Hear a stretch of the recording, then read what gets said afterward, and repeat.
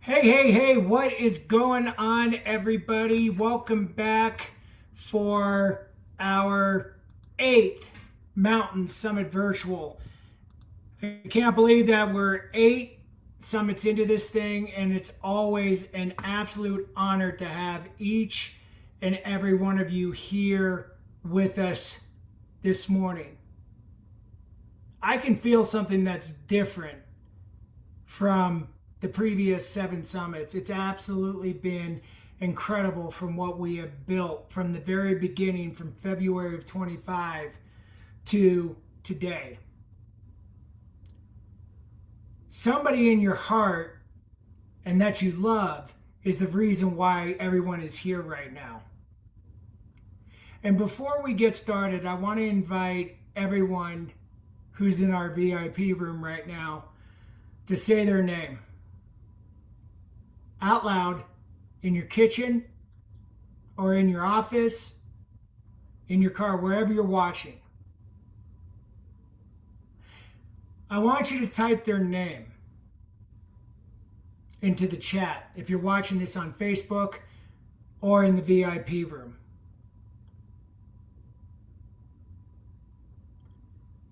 When you type their name into the chats, I can probably guess you felt something within your heart. It's a warmth of love for the ones that we've lost. For me, it's my brother Joey. It's my grandparents, Grandma, Grammy, Pop-Pops. It's my dear friend Matthew Knight, Carl Sachs, Terry Herka. Every time I think of them, my heart feels the heat because I celebrate them because of where they're at today. When you feel that heat in your heart, you know what that is? That's the fire within your heart. That's what this entire mountain is about. And for the next 2 days, we're going to do something radical with it. And I want to welcome each and every one of you that's in the VIP room. Welcome to Base Camp. Welcome to our 8th Mountain Summit Virtual. My name is David Vravlik, and I'm the founder and president of New Beginnings Motivation, which is in honor of my brother Joseph Theodore Vravlik Jr., son of Gail Vravlik and Joe Vravlik, 14-time Ironman finisher. And today, family, we're going to climb the mountain. Before we take any single step up this mountain, I need to tear something down. Because the world has been lying to us. A couple of days ago, I was sitting on the front porch with my parents and a very dear friend, Dave. I didn't say much during this conversation because I wanted to sit there and listen to Dave. Because Dave suffered loss within his life, like all of us here on the mountain. And something I didn't realize up until this past Sunday, and it's thanks to what Dave shared with us, was did I ever reconcile the loss of the brother? And after thinking about that, I actually have. And that's because the way that I reconciled that was by honoring Joe's legacy, by creating this movement. Because after Joe passed away, I was running away what I was called to do. A lot of people tells us that time heals the loss of a loved one. And if we just allow it and let that time take over, what they don't tell us is that if you allow time to continue to go by, that's when grief can really sink its teeth into us and pull us down. That's when the depression can set in if you allow it to choose it. And time goes by before you know it. A lot of people don't know. After Joe passed away, I became angry. I didn't have zest for the life that I once had because I didn't have my best friend with me anymore. I do have a bestie in my life, a best friend, but that friend could not come to the caliber of friendship that Joe and I had and have to this day. And when I was sitting there on the front porch listening to Dave, and I was looking back, I realized in that moment that being able to reconcile that Joe was no longer here with us on earth and being actually to celebrate where he was and is. I don't know if it's validation or anything like that, but it was a moment where I was jealous, to be honest with you, because he didn't have a care in his world anymore. He didn't have fear that he had to worry about. And knowing him, he was up in heaven playing golf with my grandfather, because I know my grandfather, my dad's dad, absolutely loved playing golf. And when I realized, that's when it clicked. That's when the fire erupted, because I knew that we built something special here. A lot of people stay stuck in the grief and they feel like they have to move on from the loss. But here's the thing, we don't have to move on from the life. We can carry it forward with the fire within our heart and soul by sharing different types of stories that we have within our hearts. And for a very long time, when I first started this out 8 years ago, yeah, I would talk about Joe, but I wouldn't talk about others in my life that built me to who I am today, such as my grandfather, my grandmother, grandmothers, my friend Matt Knight, who I knew back in Apollo Beach, Florida, Carl Sachs. Because during that time, in the first 5 to 6 years, I was so focused on, why did this happen to me? I was the heart patient. Why did Joe have the aortic dissection and I couldn't wrap my head around it?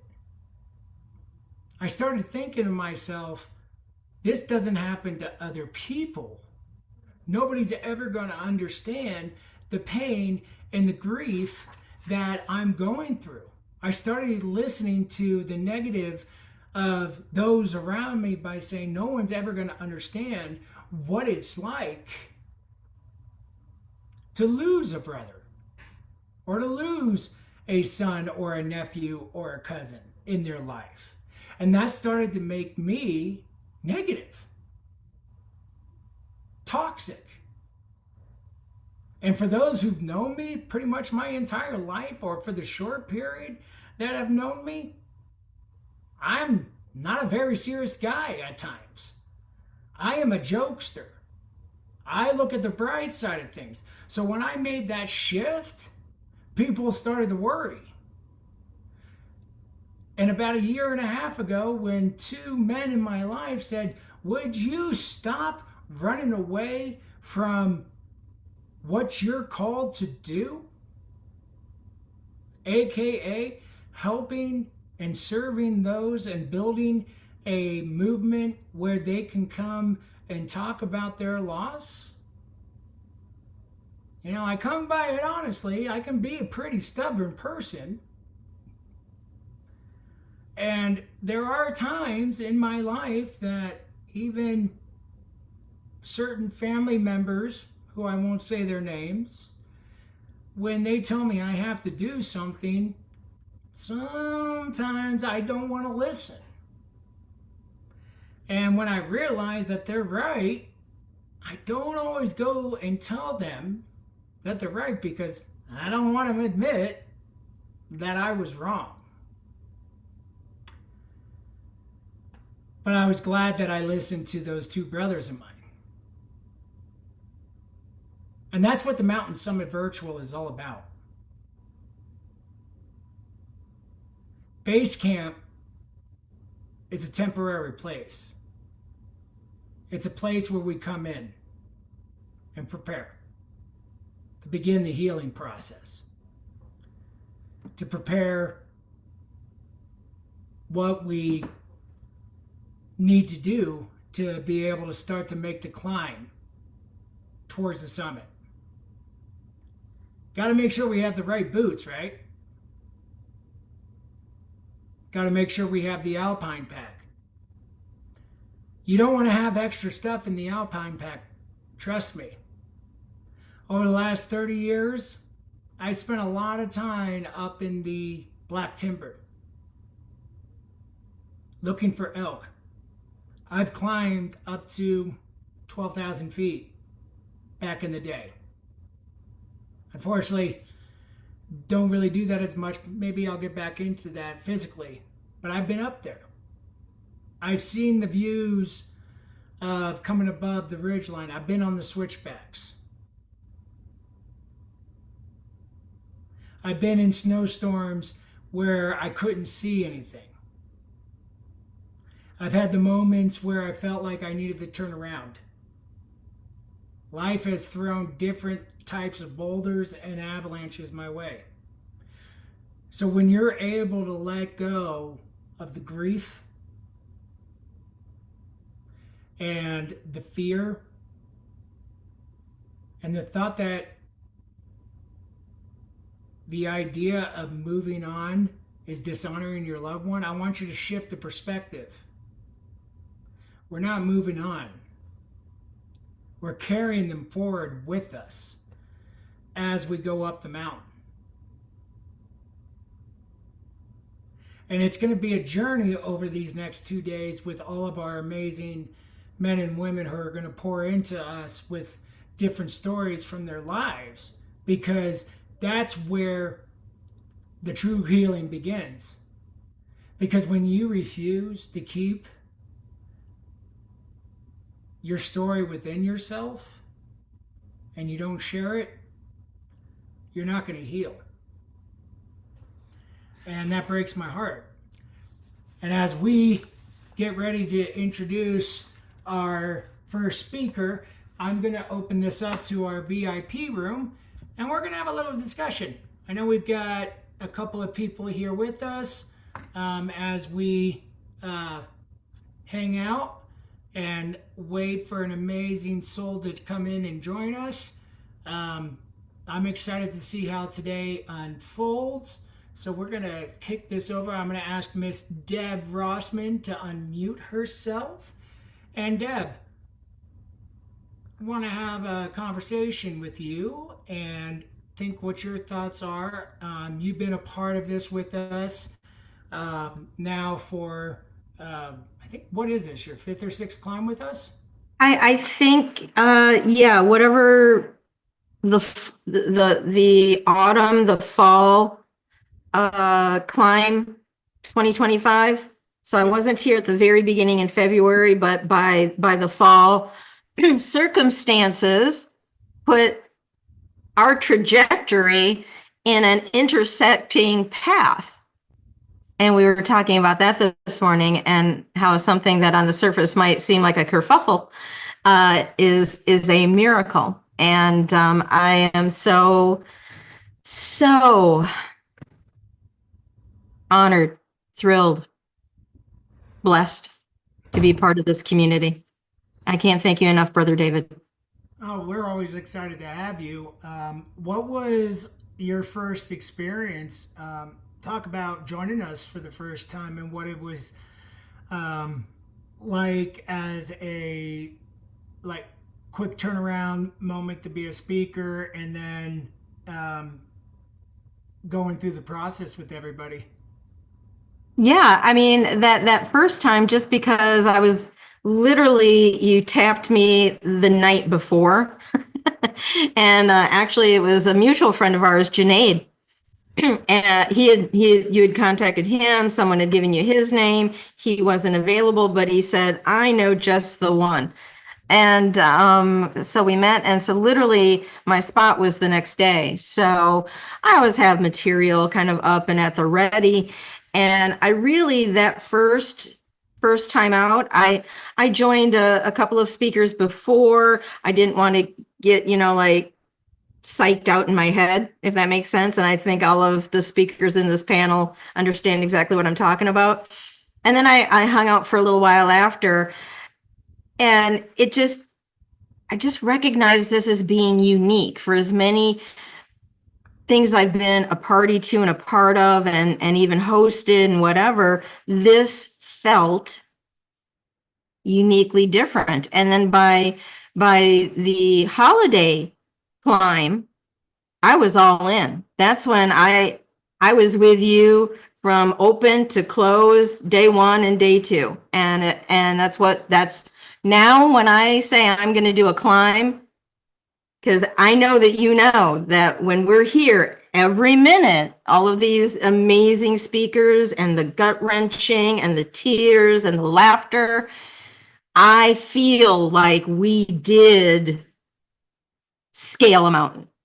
Physically, emotionally, absolutely, but even physically. So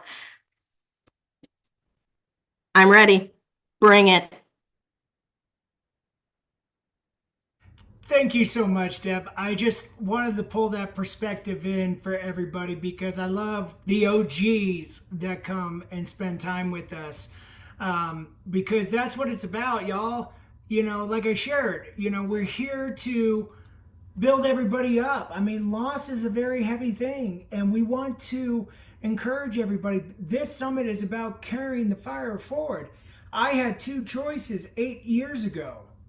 I could have fallen apart and not done anything with my life and stayed stuck in the grief after losing my brother, because there's two people here, but really one person here that knows how close Joey and I were, and that's my mother. He is I don't know if it's the right word, but he is and was my idol, my role model. I mean, he had the biggest heart of any guy that I know, next to my father and my mother. But my mother and my father are still here. And that's what I want everybody to be able to see over these next 2 days, okay? These next 2 days, you are going to witness what it means to carry the fire forward. And that's where we're going to take this from everybody. We are going to introduce here not only a adopted little sister of mine, but also a phenomenal powerhouse of a speaker, a mother of two sons, that when she talks about her boys, as you can see already, she's already got a smile the size of the Grand Canyon. But she's a mother of two incredible sons. She's obviously married, and I met her husband once at I think it was Movement Maker Live last year. She absolutely adores her husband. She's an entrepreneur. She loves chickens, and she's building a life of her dreams. And you know what? Every time that Ashley Burking comes to the summit, my life is overjoyed. And guess what, y'all? Not only is Ashley our first speaker of the summit, but she's also the Mountain Summit Virtuals MC for the very first time. And so, with that being said, ladies and gentlemen, boys and girls of all ages, let's put our hands together for a living legend. Ashley, the mountain is yours. Thank you, David. First and foremost, once again, thank you for having me back. I actually look forward to these now, so I think you're just gonna have to ask me forever now because I don't think I haven't done any of them, and so I will be expected to be here every time for you. Okay, so thank you for having me as always. I'm stoked to be the MC and open it up. Hey, sweetheart, I love shiny baby faces in the morning. Yes. So first I want to open up though, hopefully I can kind of set the tone for what to expect. If you've been to a summit before, you expect the unexpected, right? We always think we can kind of know what we're in for, and then we find ourselves crying or in our feels or having a moment where we're like, oh my gosh, I didn't realize that was going to happen, or some kind of relatability. So hang in tight. But I want to start us off by talking about loss, right? Because you will hear some stories about loss today in different capacities. And so I just want to talk about it in general and start there. Oh, from timer. Sorry, it's saying press buttons, David. And so I'm trying to focus. Okay. So from December 2022 through December or through 2025, if you would have stalked my social media platforms, here's what you would have learned about me. Okay, I own a micro farm. I lip sing and dance with my animals. I'm obsessed with my dogs. I embrace my ADHD, not medicated, but coping, right? I'm on my healing journey and full effect. Boundaries are being set. I'm writing a book. Right, I have a grossly perfect marriage gag. I'm a proud mother of sons. I spend my weekends doing whatever I want. I own multiple successful businesses. And those things were all true, okay? Many of them still are, or there are different versions of themselves. But here is what it was like when I was alone. Here are my losses and what the curtain looked like when it closed for the day. I was embracing my ADHD, but I was struggling with an eating disorder because of it. I was in my healing journey and being ridiculed by those I set boundaries with, right? And judged by those not understanding. I was viewed as being mean or rude or cold. I wrote a book that called Not Just the Way I Was Treated by My Father Out, but exposed the family predator and those that kept it a secret. Backlash was awful. I was receiving hate from the people I grew up knowing to love me the most, right? My grossly perfect marriage was being affected by the new circumstances in my life. So the one thing that was for sure in my life, my couple goals, were becoming strangers to each other. One of those successful businesses that I talked about online that at one time won awards. Huh, yep, bye to that too. Like a punch to the teeth, life was happening to my business too. The sweat equity, the tears, the years that went into it. Bye, peace, it left.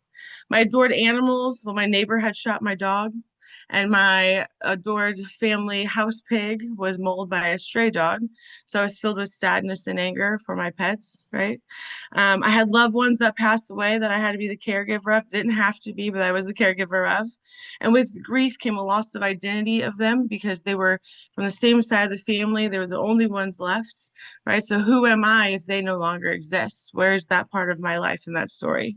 So heartache, stress, confusion, anger, guilt, resentment, exhaustion, all the things that come with losses of all kinds I was feeling at the same time. You see, although I'm very vulnerable and open, right? And I don't really keep much close. I did write a book about the most horrible things that happened to me, right? So I'm very vulnerable and open. Of course, I'm in the trenches and I have struggles like anybody else.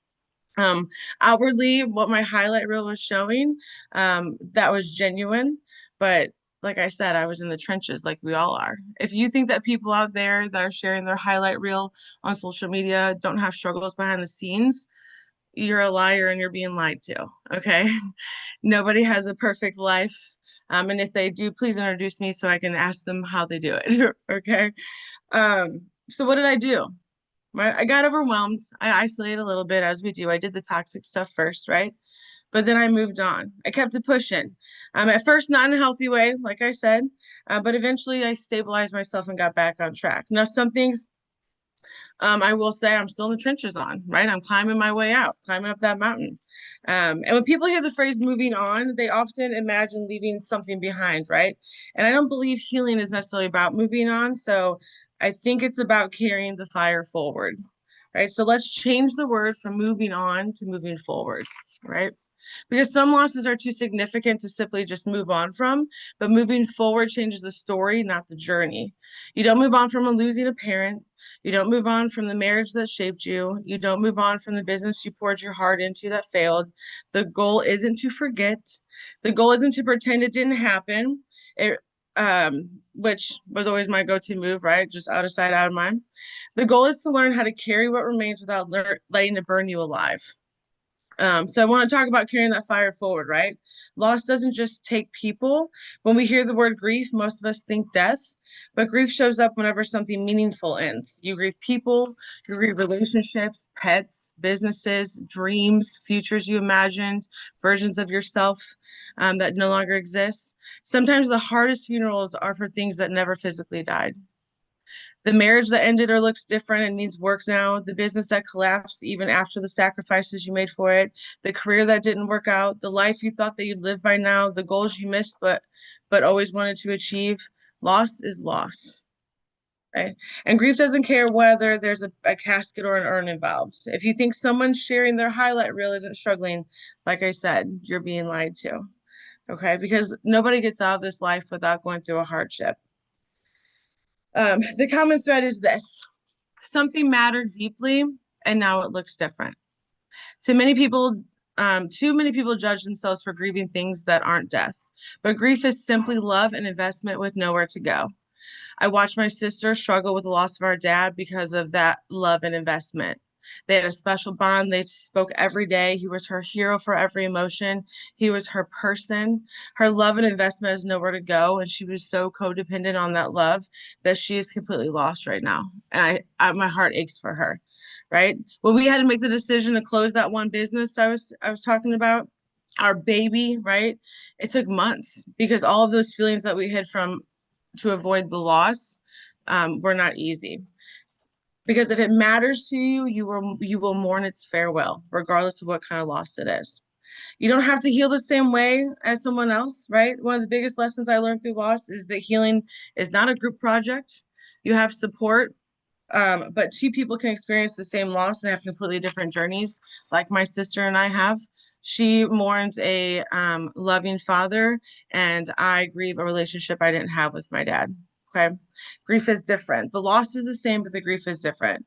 And neither one of us are wrong for that. And I get asked all the time, how do I feel about my sisters sharing and grieving and mourning my dad when we have conversations and sharing about their love?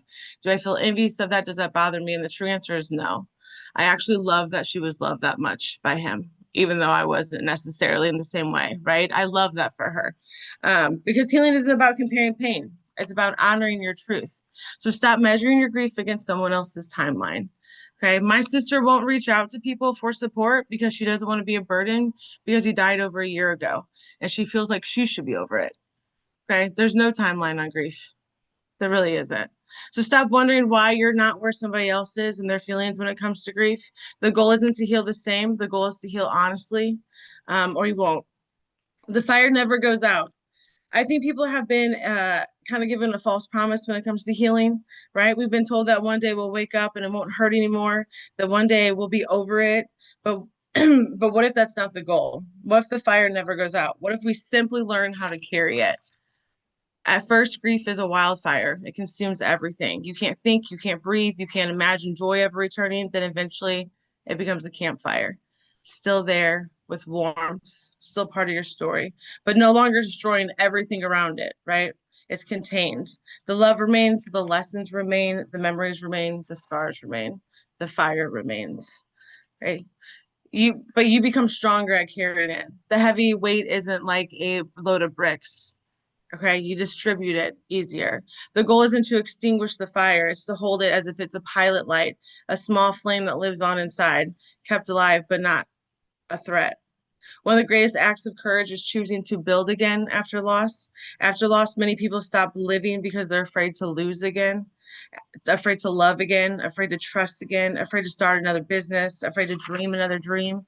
But carrying the fire forward means understanding something powerful. The loss happened because something beautiful existed to you. The relationship mattered, the person mattered, the dream mattered, the business mattered. The pain is proof that you dare to care. And if you have the courage to build once, you have the courage to build again. Not because you're unbreakable, but because you've already survived being broken. Your future does not dishonor your past. Your happiness does not betray your grief. Your success does not erase your loss. You're allowed to laugh again. You're allowed to love again. You're allowed to build again. And I want to leave you with this. Whatever wildfire you have spread because of losses you are enduring today, whether it is death, divorce, betrayal, a failed business, a dream that didn't survive, you are not being asked to forget it. You are not being asked to leave it behind. You're being asked to carry the fire forward. Ashley, I can guarantee you, you know me, sis. I will be reaching out every time we do a summit, okay? So, number one, you don't have to worry about that. Number two, absolutely crushed it. Got to learn some new things about you again during the summit. So, love that. I have asked 2 or 3 speakers to share some new things with me. And one of them even put that in her announcement a couple of weeks ago. And I think that speaker knows who I'm talking about because she's on our Zoom room right now. But Ashley, I absolutely love that. And I just want to touch on one piece before we hand this over to our Zoom room and before Ashley takes over the MC role, which I think a lot of people are excited about because I have a tendency to ramble on during the introductions because everybody who is a part of the MSV, the Mountain Summit Virtual, means something to me. I don't ask random people to be a part of this summit because everybody knows that New Beginnings Motivation and the summit is founded on Joe. And if anybody comes to try to harm the mountain and disrupts Joey's legacy, they're never coming back. And everybody that's been here and is here this morning means something. And that's why there's certain men and women I asked to be the kickoff. And Ashley has gotten that role. And there will be others who will follow in Ashley's greatness. So you said something that was extremely powerful at the end of this, Ash. And that was, don't stop dreaming. I'm going to share 2 stories here. My brother Joe struggled with his weight, but he got a hold of that. This guy became a 14-time Ironman finisher. There is 2 one-minute interviews on the internet because of what he did to become a 14-time Ironman finisher. I've heard stories of people doing one and how they barely made it through. My brother had a dream to be an Ironman because he wanted to race in Kona. Sadly, he never got to do the Kona race, but he got qualified. And he had the dream to do that. Don't stop dreaming because of the losses. That's what Ashley was saying there. My dream was to build NBM and this movement to give opportunities to what Ashley just shared with us. To everyone that's coming up. My other dream is to go skydiving with Ashley. So I can see my mother's laughter right there, and I'm probably going to hear about that later this evening. But we're going to make that happen, Ash, before I'm 45. Sorry, Mom, I love you. So I say that publicly. Oh boy, I saw the mom look. So don't stop dreaming because of the losses. Okay? Now, we have a tradition here at the Mountain Summit Virtual where we open it up to our Zoom room because everybody loves to pour in and support. And typically, hands start flying up pretty quickly. And I see that Miss Grana had her hand up first. So go ahead. Ashley, I love hearing you speak. You grow so much when you speak. Like the more you speak, you grow into like such a beautiful speaker. Not that you were bad before, but it's like you just get better and better every time. And I really liked what you were saying about like you really mourn because you really care, right? Like that that struck a chord in me and I was like, oh, right, the truth of that. But I can't wait to see how you handle the rest of the 2 days and your light is needed here and I love you. Love you too. Thank you. Go ahead, Deb. Ashley. Hey, baby.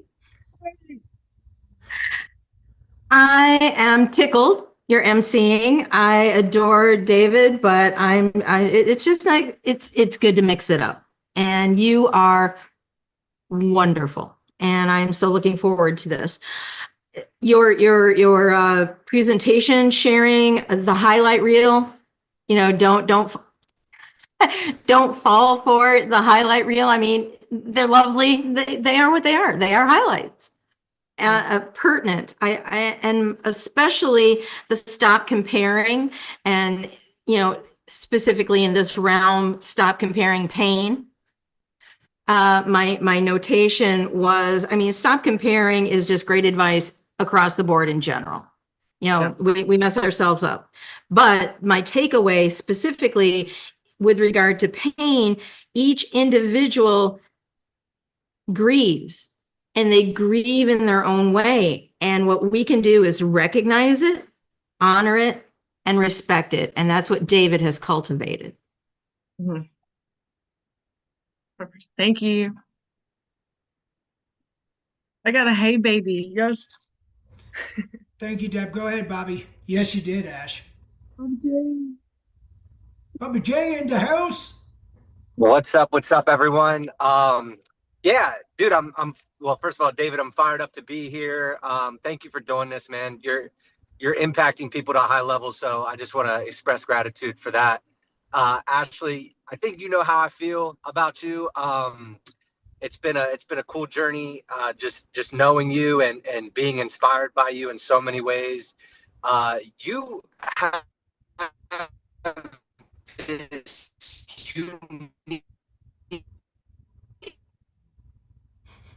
ability to balance this idea of I don't care what we think, all consideration of, as a business person, there's a responsibility to that, right? Because it's like, okay, in so many ways, we want to be ourselves and be authentic and enter and carry ourselves in the world in a way that is truly ourselves, but also directly connected to the idea of messaging, marketing is truly prioritizing what your consumer is thinking, right? So it's like, how do we balance this idea of like being authentically and genuinely ourselves and then being able to take into consideration what other people are thinking about our businesses and how we are, displaying ourselves as experts or professionals in our field. And I've never seen anybody balance it as well as you do. And that I envy you for, and I'm taking notes. So love you, girl. Fired up to see MC today. Thank you. Love you for that. The best. Thank you, Bobby. Go ahead, Tish, and we'll take Tish as the last one.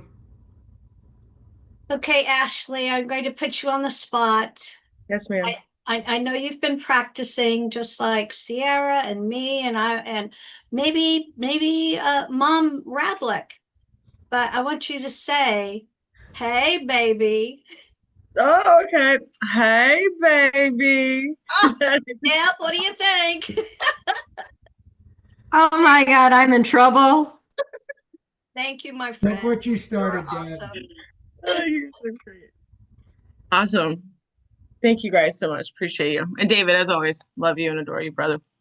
Love you too, sis. An absolutely amazing job. And I agree with Bobby, what he said there. You balance that perfectly. And, that's something that I was taking notes too as you were talking because I'm working on doing the same thing for myself as well. So I'm looking forward to continuing to learn from everybody here as we continue to go through the day. And I just want, before I hand everything over to Mrs. Burking and to take over the MC role and I do what I do, I want everybody to see near the end of all this, you see how we're joking here and how we're having fun? Even with grief, you can still joke and laugh and have fun. I have so many incredibly funny stories about my brother that we used to torment our mother about when we were kids. And I'll tell one of the stories now because we have a couple minutes. Joe told me I better not do this. I was 8 years old when we were living in Apollo Beach, Florida. But because that I was a stubborn little kid at that age and I kept him on his toes because he was always the protective older brother and always looked out for me and being the guardian. And it was on a weekend and mom was doing the chores around the house and making beds and all this stuff. I decided to take one of my green rubber snakes and I decided to put it underneath the pillow on my mom's side. And as you can see for the VIP members, she's shaking her head and she remembers this story. And mom comes in with the laundry from the laundry room and changes out the sheets. All of a sudden, we hear a blood-curdling scream from the other side of the house because she thinks it's real. And she comes out of the room and automatically thinks it's me because I was the problematic, troublemaking son because obviously I'm the youngest and the best-looking one, right? I blame Joe because that's what every little brother does. And Joe took the blame. But mom knew that it was me, but she let Joey take the blame. Telling these kind of stories is the greatest way to heal, is the greatest way to carry the fire forward. And we're going to continue to tell these stories, and I hope it's not only me that does this throughout the next 2 days. And I'm going to call out people every once in a while to tell a funny story. And I may even call out Mom Vrablik to tell a funny story of either myself or of Joey because she has more than I do. So, with that being said, ladies and gentlemen, we're going to introduce our beautiful MC of the Mountain Summit Virtual. And she's going to introduce our next up speaker that I would never want to meet in a dark alley because this guy is built like a grizzly bear and he is a protective soul and an amazing man. So with that being said, Ash, it's all yours. All right. Good morning, Mountain Summit. Let's get it. So first, let's do some housekeeping real quick before I announce the next powerhouse speaker. Zoomland, keep your cameras on if you can. I know you guys do a good with that as much as you possibly can. If you can be present, that'd be awesome. Make sure you're engaging in the chat with our speakers, of course. Sharing is caring, so everybody share the live today throughout the day. If you are on live, there's this thing we do over in TikTok world. It's called like double tap the screen. If you happen to pop in on live today, make sure you're seeing hearts and likes and you're dropping comments in and you're interacting with David. Let's get some engagement. And don't act like you don't need the Facebook post, okay? We all have so many Facebook posts we have to get out a day. So this will just help you and help him at the same time. So make sure that you are doing the share, that you are engaging today when you're available. And we want to make sure we are honoring everybody's time. And so when a speaker speaks afterwards, I want to ask for the questions first so we can make sure that we get any questions that need to be answered out of the way before we give all the praise and the love and the good juju that we give back to our beautiful speakers. So first up, we have this coach that I've heard speak a few times on here. He is a powerhouse. He has left an impression on me for sure. I know many others. Last time we've heard him give us a chat at the summit. He is a mentor. He is an author, keynote speaker, and a host of Beyond the Mat. So you guys, I'm not going to overdo it. Okay. I tend to ramble too, David, which is funny that you had me as the MC. But if you haven't had your coffee yet this morning, don't worry, because Mr. Cox is bringing the energy to ignite the fire to get us started today. So without further ado, Mr. Mark Cox, the floor is yours. All right. Thank you, Miss Ashley. Yes, I will get everybody fired up. I am an early morning person for sure. I enjoy the mornings. I don't think I got to meet your mom before. So before I do that, I think I should say hello to mom. I'm very lucky that my mom and dad are still here, you know, at 85 and 83, and they're still getting after it. So it's always good to see our parents for sure. So don't take that for granted. So a few months ago, I talked about my nephew Cody. And Code was he was a firefighter, and he was a husband, he was a father, and a man who just served others. That's what he did for a living, you know. And cancer just took him far too soon. But in his final days, you know, his focus wasn't on himself. It was really on people that he loved, his children, and the impact that he would leave behind, whether he was hunting or fishing, that he loved that, or he'd take out the other firefighters to go elk hunting, stuff like that. He just loved it. But his story left me with some questions. You know, when the people who inspire us are gone, what do we do with that fire that's left behind? And because every one of us is influenced by somebody, a parent, you know, a coach, a mentor, a friend, an uncle, a leader. But at some point, their torch lands in our hands. And the question is not whether we receive the fire. The real question is, what is it we're going to do with it? That's what the real question is. So I thought we'd go over these 3 points today, and maybe I can push that forward a little bit. And point one was honoring the fire by actually living the values. You know, the greatest way to honor someone is not with the words, but it's with our actions and what we do with it. What is our actions when others watch us? Too often we spend our lives talking about the people who impacted us without actually becoming what they taught us.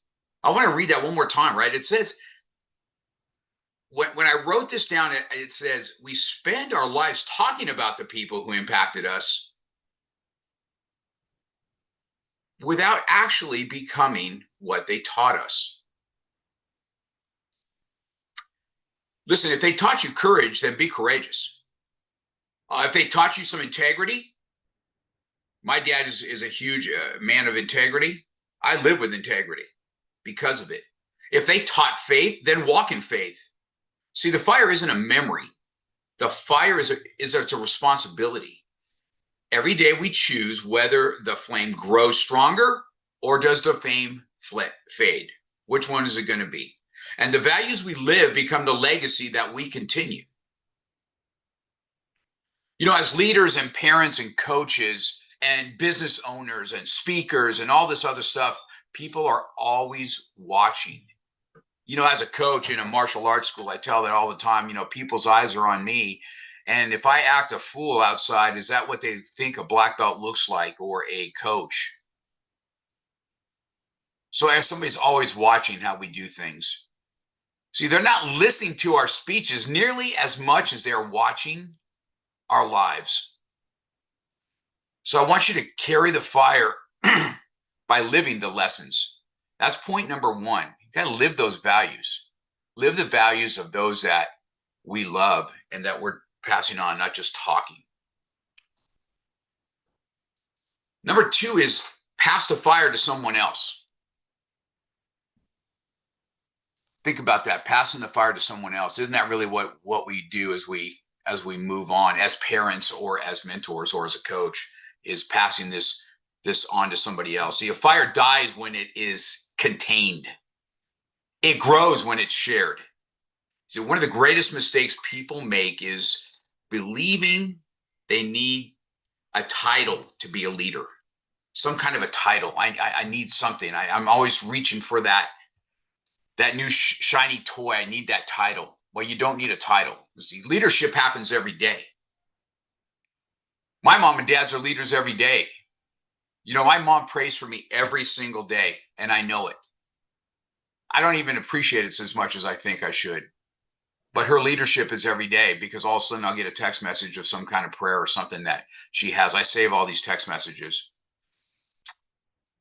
You know, someone is watching how you respond to adversity also. How do you respond to the adversity that comes up? Do you respond with anger? Do you respond with sorrow? Do you respond with laughter? You know, adversity is a growing tool. Someone's always watching you too. How do you handle disappointment? How's that handled? How do you handle disappointment? Someone's also watching how you treat people when nobody else is looking. Man, this is a big one, right? When nobody else is looking and you're not Facebooking it, and, you know, I fed this person, or I did this for somebody today. You know, look at me. How do you treat people when only God is watching? Every black belt, every parent, every entrepreneur, every person in this room, you have influence. That's why you're here. The question is whether you're using it. That's the real question. The people who changed my life didn't just give me advice. You know what they gave me? They gave me belief. They gave me belief that I can do it. Sometimes all it takes is this one conversation, this one word of encouragement, this one moment when someone tells you, hey, guess what? I really believe that you can do this. I remember my coach telling me, Mark, I think you can win this. I think you can do it. And sometimes we're 100% belief in ourselves, but if we're only at that 90%, we need that coach's other 10% to push us over the finish line. That's carrying the fire by passing it to someone else. That's the ultimate coach. That's why I love being one. Number 3 is we talked about that word adversity and just what that really is. Keeping the fire burning through adversity. Adversity is something in my world is a daily thing. Whether I'm doing jujitsu or I'm on the mat, listen, adversity is a lot because someone's trying to choke the life out of me or break my arm or something to that effect while we're working out. And how I carry through. Do I tap out in life, or do I find a way to win? Do I find a way out? So adversity, I get adversity tested on me every single day. See, anybody can carry the fire when life is easy, right? Haven't we had really easy days? Isn't it really easy to go through life and encourage everybody when we're having an easy day? But the real test comes when life gets just a little bit hard. When you're tired, when you're grieving, when you're discouraged, when you're questioning whether you can continue. Can I continue in this or not? Man, that's when the fire matters the most. Fire was never meant for comfort. See, fire was meant to provide light in darkness. Some of you are walking through this real difficult season right now, maybe. Some of you have lost people you love. I'm sure all of us have done that. Some of you are facing these battles nobody else can see. I got 2 small words for you, and I say them every single day. I repeat them to myself. I tell my students, don't quit. You quit right before you're going to win. Don't surrender the lessons you've learned. Don't allow pain to become your excuse. Instead, let it become your purpose. See, the strongest people I know are not the people who avoid hardship. Those are the people that walk through it and decide to help others do the same. See, that's carrying the fire.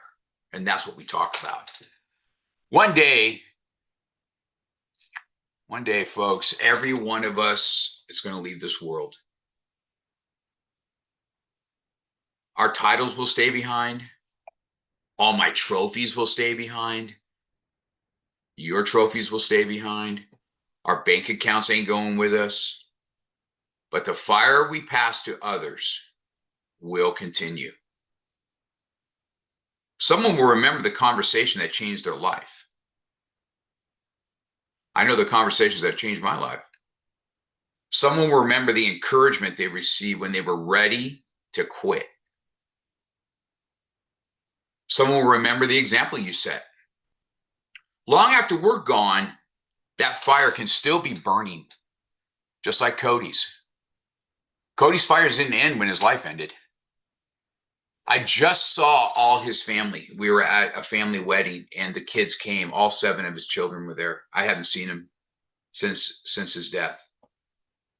And how many of them look just like him, or how many of them are just like he was, like talking about hunting and fishing, or his one little girl who's, hey, Uncle Mark, I'm making these cards for people that are in convalescent homes. Would you buy some from me so I can get more supplies? That's his children, right?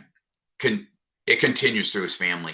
It continues through those he served. It continues through those who were inspired just by his example. And that's just true for all of us, I think. See, the fire only dies when we refuse to carry it forward. That's when it dies. So I want to encourage you guys. When you leave the room today, I want you to ask you these 3 questions. These 3. Try not to just listen to them. Try to write them down. Try to think about this. What fire has been entrusted to me? What's been entrusted to you? Who needs that fire from me right now? What action will I take this week to pass it forward? Hey, don't wait for somebody. I'm not waiting for anybody. Don't wait for the perfect circumstance. You wait for perfect circumstances, you're going to be waiting all day long. You carry the fire today. You carry it every day, because someone carried it to you, and now it's your turn. Carry the fire, pass it on, and you just keep it burning. Back to you, Mr. Dave.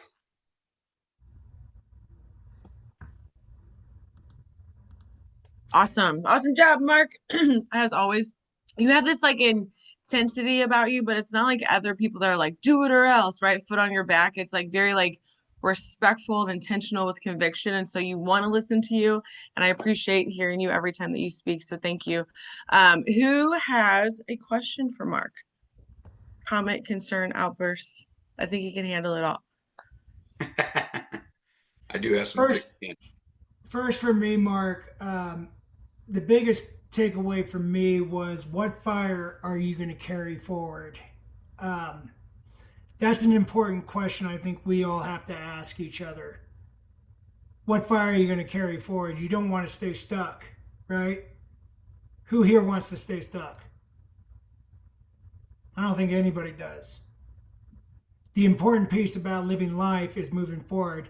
My question for you, Mark, when Cody passed away, what kicked you in the ass to get you moving forward?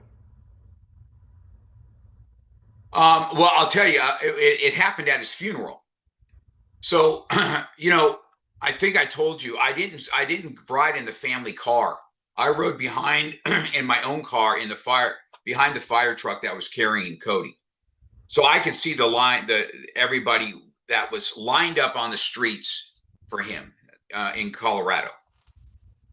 And then when we're at the church and we get done and you hear the bell ring, the firefighter's bell ring, I went and talked to all the firefighters, all the policemen that knew him. That's why I went and thanked all them.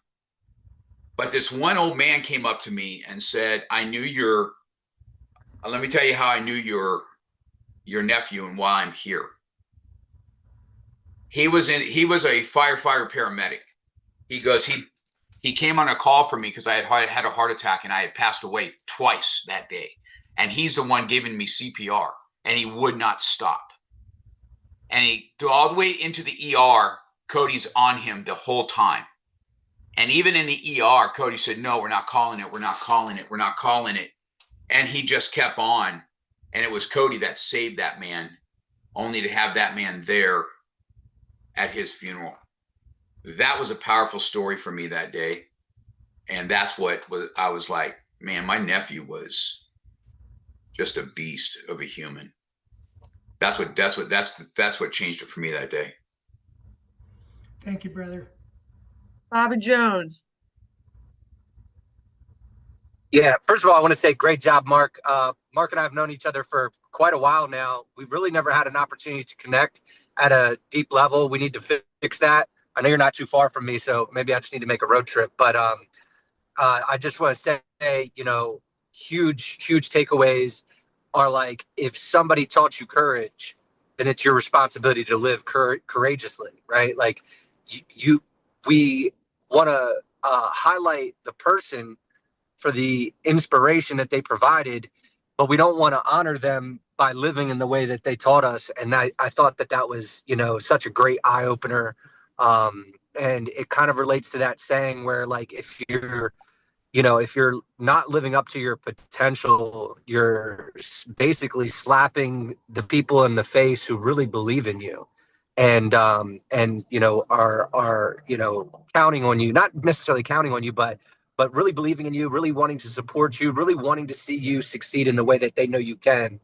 And every moment that you don't live to that potential is almost like disrespect to those that are counting on you and just there to support you, you know? So I thought that was just a really good takeaway from your talk. And your conviction, like Ashley said, is just so genuine. You can feel it. Like, this is a person that cares and really wants to help and impact. And that is just so obviously transparent in your words, bro. And I just want to give you your flowers for that. Thanks, Bobby. Appreciate it, bro. Yeah. And Mark, Are you in Bobby's California, Bobby? he's in Delaware. Oh, he's in Delaware. Get on mute. Yeah, my bad. I thought you were on the East Coast because I've seen you at some local events Oh, over no, here. like- So I'm always on the East Coast. I have Airbnbs in Georgia, and I have Okay. students that are. I'm always in Georgia, but okay. yeah, I've always wanted to make it out to Delaware for sure. But either way, we'll have to connect Yeah. online or whatever. But Copy. anyway, I'll reach out. I'll do that. I love it. All right, Sierra, you had your hand up, ma'am. Do you have your hand up? Mark, I think I've only seen you speak here on these events, and I'm just going to kind of echo Ashley and Bobby of like, you're so, don't mind my dogs if you can hear them, so masculine and so like hard and rugged on the outside, and then we hear your humbleness on the inside. I'm going to mute because my dogs are going. Thank you, Mark. Thank you. I love it. All right. Anybody have anything else for Mark? Deb, I see your hand up. Mark, Mr. Cox. Yes, ma'am. Hey, baby. Oh boy. I am always so grateful when you talk about Cody. Thank you. Yeah. As part of a firefighter family, you die a million deaths. And to bump up against that in real time, I just love it when you talk about him. Thank you. Appreciate it, Deb. Thanks. Tish. Ashley, can I jump in? You're muted, Miss Tish. Yes, Oh. yes. Yes, So, okay, so Myrna, is she going next? So, Jump in. Mark knows this, that I have a nephew named Cody as well. And my question to you, Mark, tell us about him in 3 words. What, my Tell nephew? us- Cody? Tell us about your Cody in 3 words. Cody is firefighter, father, never quit. Okay, now really tell us about him in 3 words.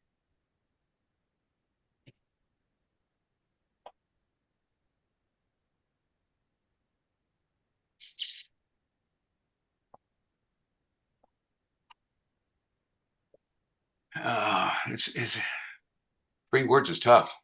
Mm-hmm. You have him. I see it. I see the flicker in your eyes. It's that's a good question. perseverant, parent, God-fearing. Thank you.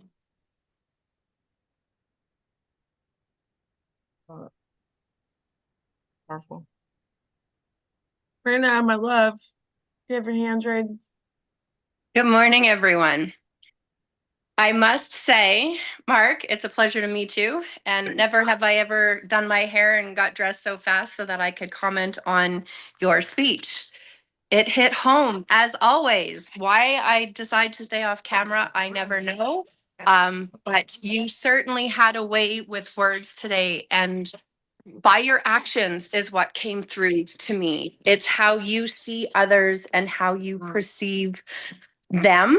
Maybe they don't see it, they don't see their own light, but you're there to help them. You're there to give them your understanding of who they are and their abilities. As a teacher, I do the same thing. When my students can't see the goodness in them or what they can do, I give them the confidence, the courage. No, I don't give it to them. I see it in them and I show it with them. I bring it out in them. I allow them, sorry, I'm giving my dogs treats so they will be quiet. I walk with them and allow them to see themselves the way I do, without judgment, without pressure, letting them see and evolve themselves. And it's by my actions that they are able to see themselves in a different way. And I hear you speak that same way as well. It's not looking for fame. It's not looking for the title. It's not looking for the recognition. It is you being authentically you, which then allows everybody else to be authentically themselves. So thank you for showing up in the authentic way that you do, and for today, and for carrying your light strong for those who need a little extra. Thank you. I appreciate it, guys. My gosh, I'm all ready for the day. All this encouragement. I'm ready to take on the day. I love it. And hopefully it doesn't stop here for you, Mark. So if you guys are watching on live on Facebook, make sure that you are also dropping in the comments on Facebook and engaging. Mark and our other speakers can come back. David is tagging us in those lives, so we can always come back and make sure we're engaging with you. Also, Zoom room. Drop it in the chat like Deb did. Deb unmuted and she gave us a moment, and then she had more to say, and let him know what her biggest takeaway was. So always drop the takeaways in the comment section, even if we don't get an opportunity for everyone to speak, because we want to make sure we're giving flowers where flowers are due, right? And so, Mark, thank you again so much for being here at the summit. I'm sure we will see you again. And we just appreciate you being here. Thank you. All right, appreciate it, guys. I will be on and off throughout the day. So I have a knee replacement surgery on Monday. I was telling Dave, so I'm kind of I'm in the preparation stage for that. So I'll be on and off today while I pop in. Okay, you'll see me in and out. All right. Hey, Mark, I've been through that surgery, so keep us in the loop in the group and also in the group DM how that goes, and I'll be checking in on you. Okay, bro? Yeah, I will definitely. I'll get you. I've done my left knee. This is my right one now. I did one 10 years ago, and I was nervous because it's gonna. I've worked very hard getting in shape right now, and I just don't want to be cooped up. And I'm an old guy, but I still have this competitive edge about me. I want to get this knee done, and I'm going to go compete one time at 65 years old. Another 65-year-old, I'm going to whoop his ass on the mat just to make me feel better for the day. I like that. I dig it. I dig it. Very cool. That's awesome. Well, we'll be thinking about you, Mark. Thank you so much. We'll see you throughout the day. Awesome. All right. Our next speaker, we are ready, moving right along. What a great way to open the morning, right? Mark's energy is contagious. I feel motivated. Bobby's on his way to the gym. So our next speaker, I have the luxury of knowing this fella in 2 communities, which is really neat. But he is an entrepreneur. He is purpose-driven, family-focused, and he is building confidence and legacy while helping families protect their future. New to the game, but super invested in the growth and development of those around him and himself. And we just love to have those kind of people in the community. And so without further ado, I will let him tell us more about him. Travis Camerzell. Hopefully I said your name right. If not, I apologize. Yeah. No, you're good. Thank you. And appreciate it. Thank you, Dave. All right, so where do I begin? I think I want to begin with the story of how I got involved. Um, it's always emotional. I was looking up for pictures of my cousin Matt, who had committed suicide. Come to find out, him and Faber were friends, and I sent Faber a message. I don't even know why. I just sent him a long message, and we connected. And I asked him about the retreat, and I went to the retreat. So I took myself. I had luckily gotten a tax return that I've been waiting on for a few years, and it finally paid out.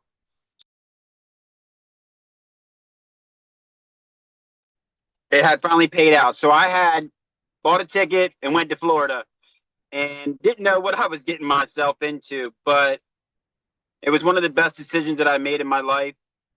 Connecting with him, and then connecting with Dave, and being able to share my story of redemption. It starts as a young kid. My father leaving when I was young, addiction, in and out of juvie. Even at one time, me and my mom got into a fight, and with so much anger, not knowing how to deal with it, we were fighting for the keys that day. And she threw something at, she hit me, and I threw something at her. Didn't realize it had a brick in it, and it hit her. So I went to jail that night, and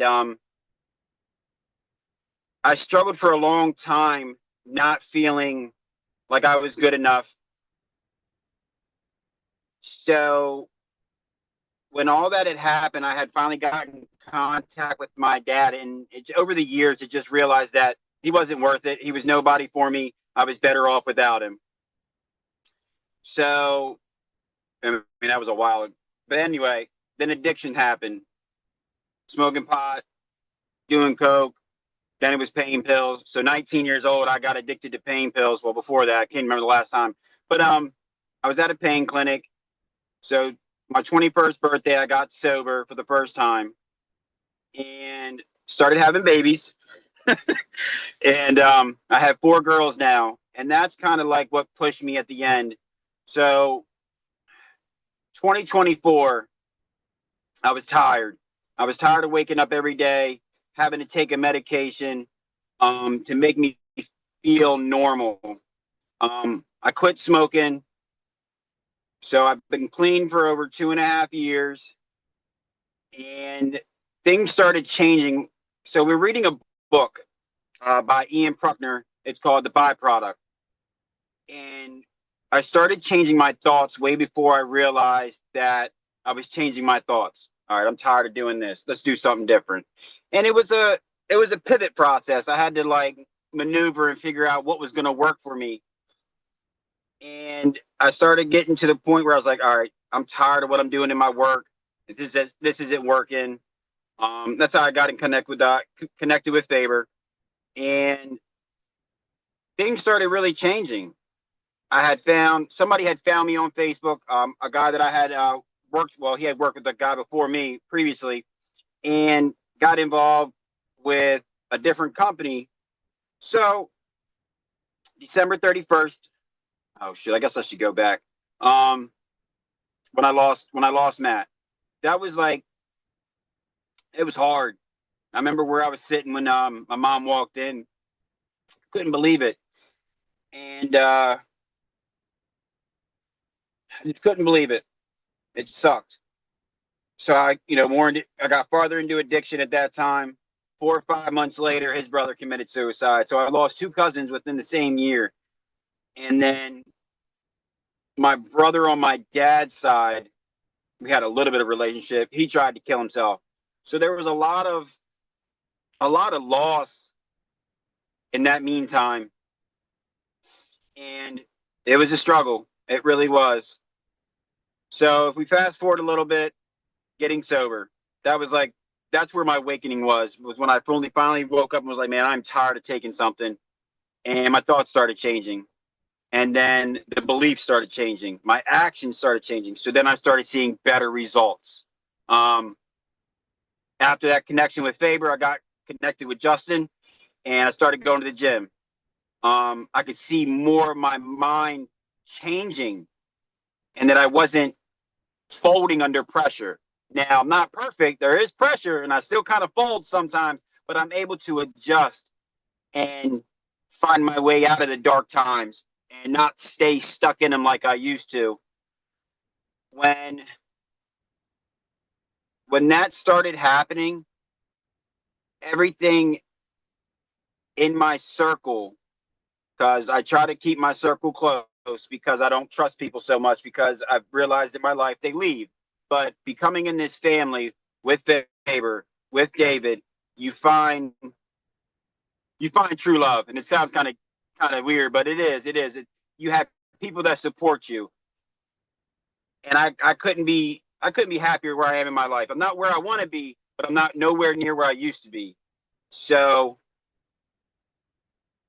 being able to come out of that outcome has told me that sharing my story and showing others that you don't have to stay where you're at. And I talked about this last night, all right, with Faber. I said, shit has happened. It's going to happen. But the cards that you were dealt, you can reshuffle them and deal them out again. And if they suck again, reshuffle them and just keep going at it. Until your heart stops, you got to keep going. And that's what it's told me, especially when I've got kids that depend on me, my children. And I always wanted a boy. And I realized that God's not going to bless me with that right now. Probably done having kids, but maybe a grandson one day. But the feeling of showing these girls what a true man is supposed to be and lead them is what I'm here for. When I lost my job, I told myself I wanted to go back to church. That's what I've been doing. I've been going back to church, getting closer with God, Jesus, and just trying to understand more, because I wasn't brought up that way. But it showed me that things have really have blossomed in life, and being able to just to be here. I mean, I love this. This is it makes me feel, I don't even know the word. It makes me feel whole inside to be able to share the story, the journey, and enjoy it with others.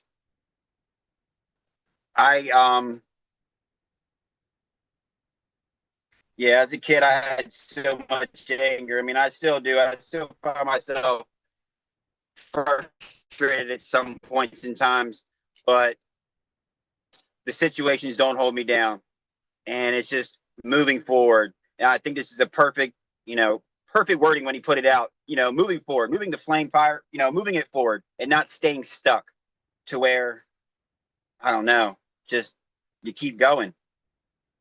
You have to, because I mean, who wants to be sad and depressed every day?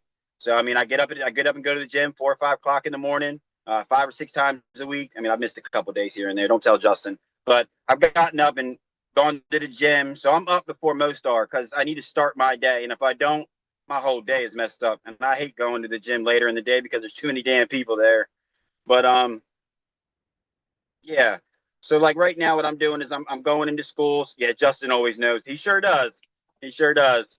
I've been going into schools, helping teachers, with the investments, insurance, helping families, the middle class, being able to show them that they don't have to stay stuck in debt or stuck where they are, and help them with the GPS to get out of where they're at. So when it comes to like writing your goals and stuff, and that's what I've learned. I've got to write my goals down. Jeremy, that's another room that I'm in. Jeremy Howe speaks on that. It's like 47% more likely to achieve writing them down, no matter even what it is, small, celebrating the small wins. Because that's one thing I never did. I never celebrated the small wins. So I think that's it. I don't think I got anything else. I didn't want to share everything, but I just wanted to give a touch base on like what I've been doing, pushing forward. You know what I mean? Keep going. Great job, Travis. Oh, you got it, David? No, you're doing great. Okay. Ashley, I just wanted to add something really quick there, Ash, and then you take it from here.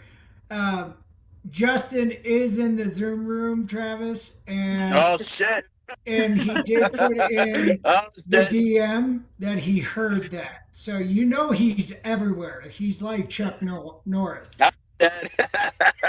Ash, it's all yours. He's literally outside working out right now as you're admitting that you didn't. um, no, Travis, I will say, we hear a lot of times people are like in their moment and they're growing, right? And then you can just feel it with you that like you're not just saying the shiny things, like you can feel like not only are you doing it all, but like you're excited about it. Like I can just get this excitement that you have for like your life right now. And that's amazing and heroic, by the way. But cards you're dealt can be reshuffled. I am going to hold on to that and reuse that. So thank you. I will give you the credit for that. However, I will quote you, I promise, Travis. But great job.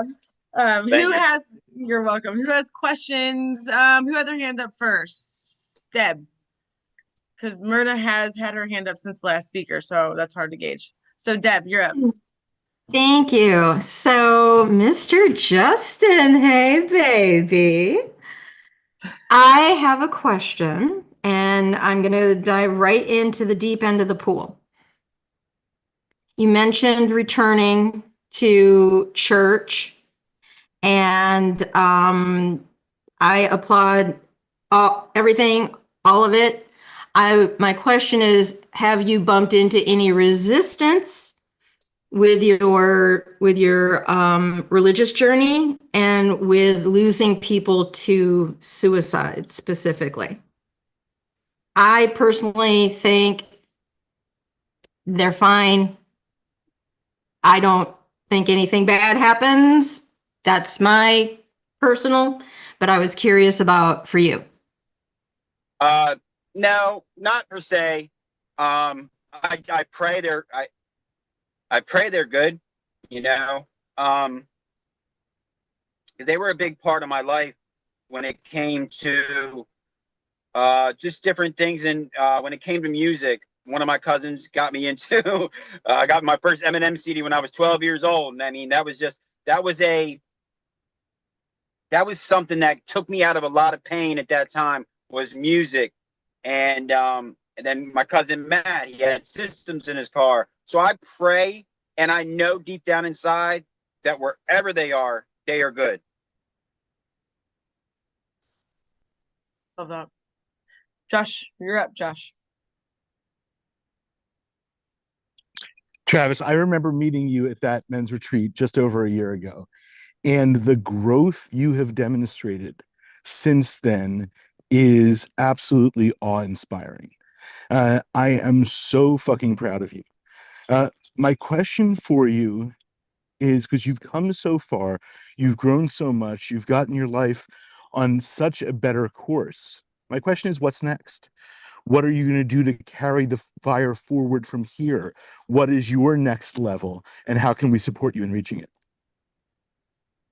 How can you support me by reaching it? So like I started with, building the foundation, and it was like I had to restart almost to a point because my house was crumbling. So I had to start with the foundation. Mm-hmm. And the support is it's already there. Just this right here, the rooms that we're all connected in, that's the support. And if I needed something, I know somebody's there. But for the most part, it's just moving forward and fighting those daily battles that try to take you under, that try to make you fold. But I appreciate it. Thank you. So now that you have that foundation repaired, now that you have that support structure, what are you going to build next with it? That is a good question. What am I going to build next?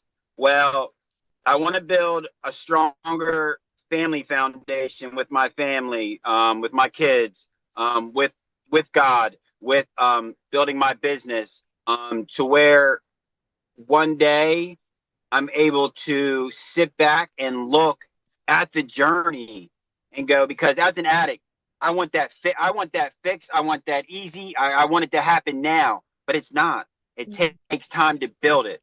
So it's building the things that I want to build, like the family, my relationship with God, and the business. It's just because I want to be able to create. Now, it's not just about success. It's about having that time to where, God, man, I spent 60, 70 hours a week struggling in a restaurant that fired me after 19 years. I don't ever want to go back to that. Mm-hmm. So It's awesome. Thank you. thank you. Appreciate it. Oh, Okay. shit. Bobby J.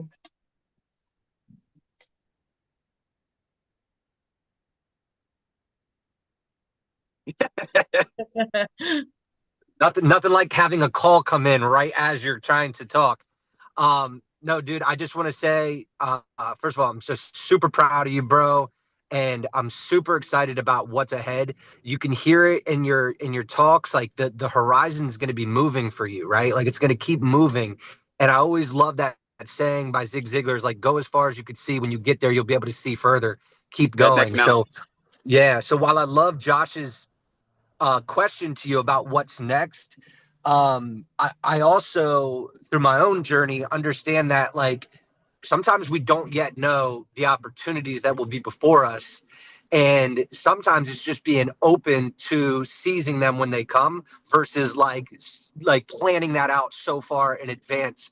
And I'm super fired up for you because you inspire me. My mom, a lot of you guys know this already, but my mom had an addiction, still has an addiction really to pain meds. That's what disrupted my entire family when I was a child. So, to watch somebody overcome something like an addiction, bro, like, and I know every day is a challenge, and I applaud you in your journey, and I pray strength over you to continue the journey that you're on. But so many don't get to where you're at that, I hope you take enough moments to smell the roses, man. And just, be grateful for the journey and everything that's learned in this moment between where you are right now and where you're going. This is, as they say, this is the good old days, right? So just remember to appreciate how far you've come, man, and smell the roses as you can, and just be open-minded to the opportunities, because the more that you do what you're doing, bro, the more opportunities are going to present themselves. And my thoughts have always been like, the opportunities can be seized the better you position yourself for them, right? So focus on that right now. Like you said, you're building the foundation, you're building the platform. Years went by before I could share my story and have impact on people the way that I'm having today. And that's because I got my feet underneath me. And I love that that's what you're focused on right now. And I'm so excited about what's ahead for you, bro. So keep going, dude. Thanks, man. Appreciate it. Good stuff. Thanks, Bob J. Tish has her hand up. Uh-oh.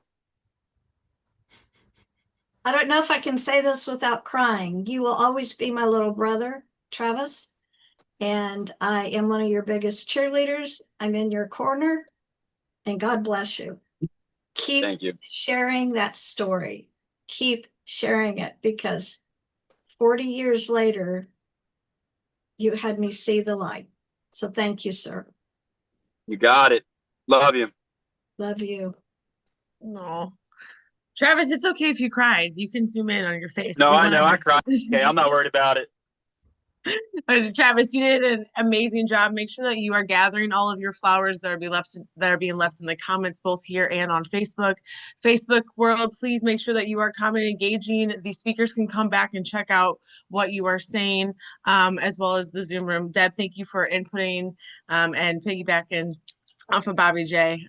You guys are great at the uplift today, and let's just keep it going. It's so early, David. Look at what you created, man. So early, and we're already in the fields. I am going to pass it over to David for a little bit, and I will be back later. So, David, it's all yours. Thank you, Ash. Everybody, how incredible has Ashley been? She's a outstanding, epic MC. I have great ideas every once in a while, and I'm glad I went with this one.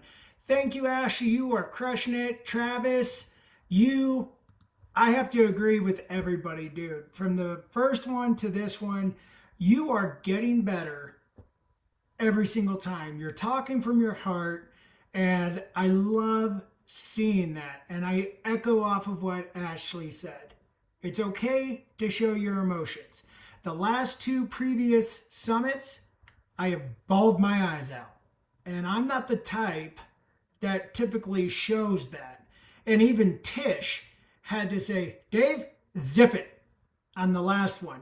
and she took it over because of what Austin shared, because I didn't know that he was going through a difficulty about 22 years ago. And I don't even think you were a teenager yet then, Travis.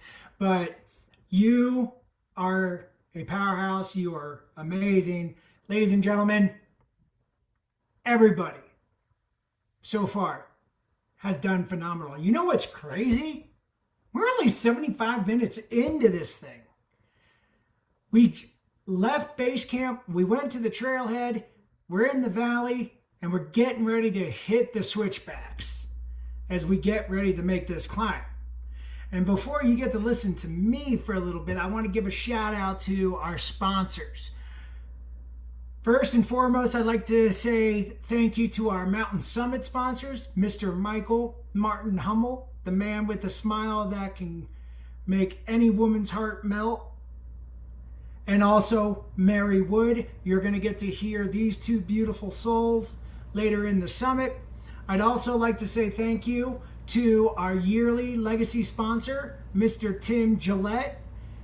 Also, you'll get to hear him later into the summit. And I also like to thank our two amazing legacy sponsors, May Scott, who you've heard over the last 7 summits. Unfortunately, she couldn't join us for a speaker slot on this one, but she jumped in and wanted to continue to support the movement. And also, how can you forget this amazing soul?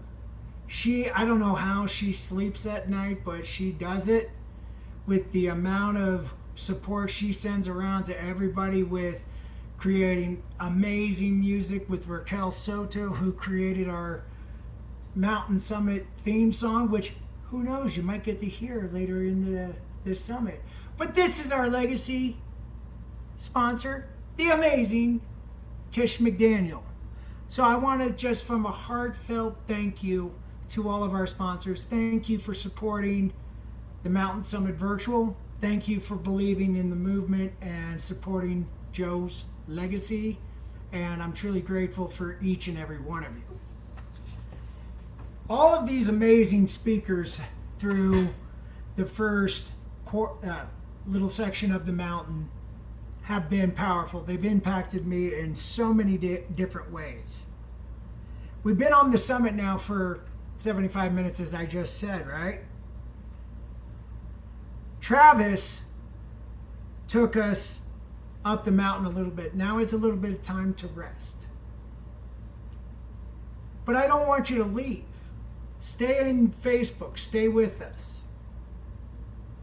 I want everybody here in Zoom land and also on Facebook, drop what's stirring in your heart right now. What's in your chest? What's in your soul? What are you feeling? We'll take 30 seconds.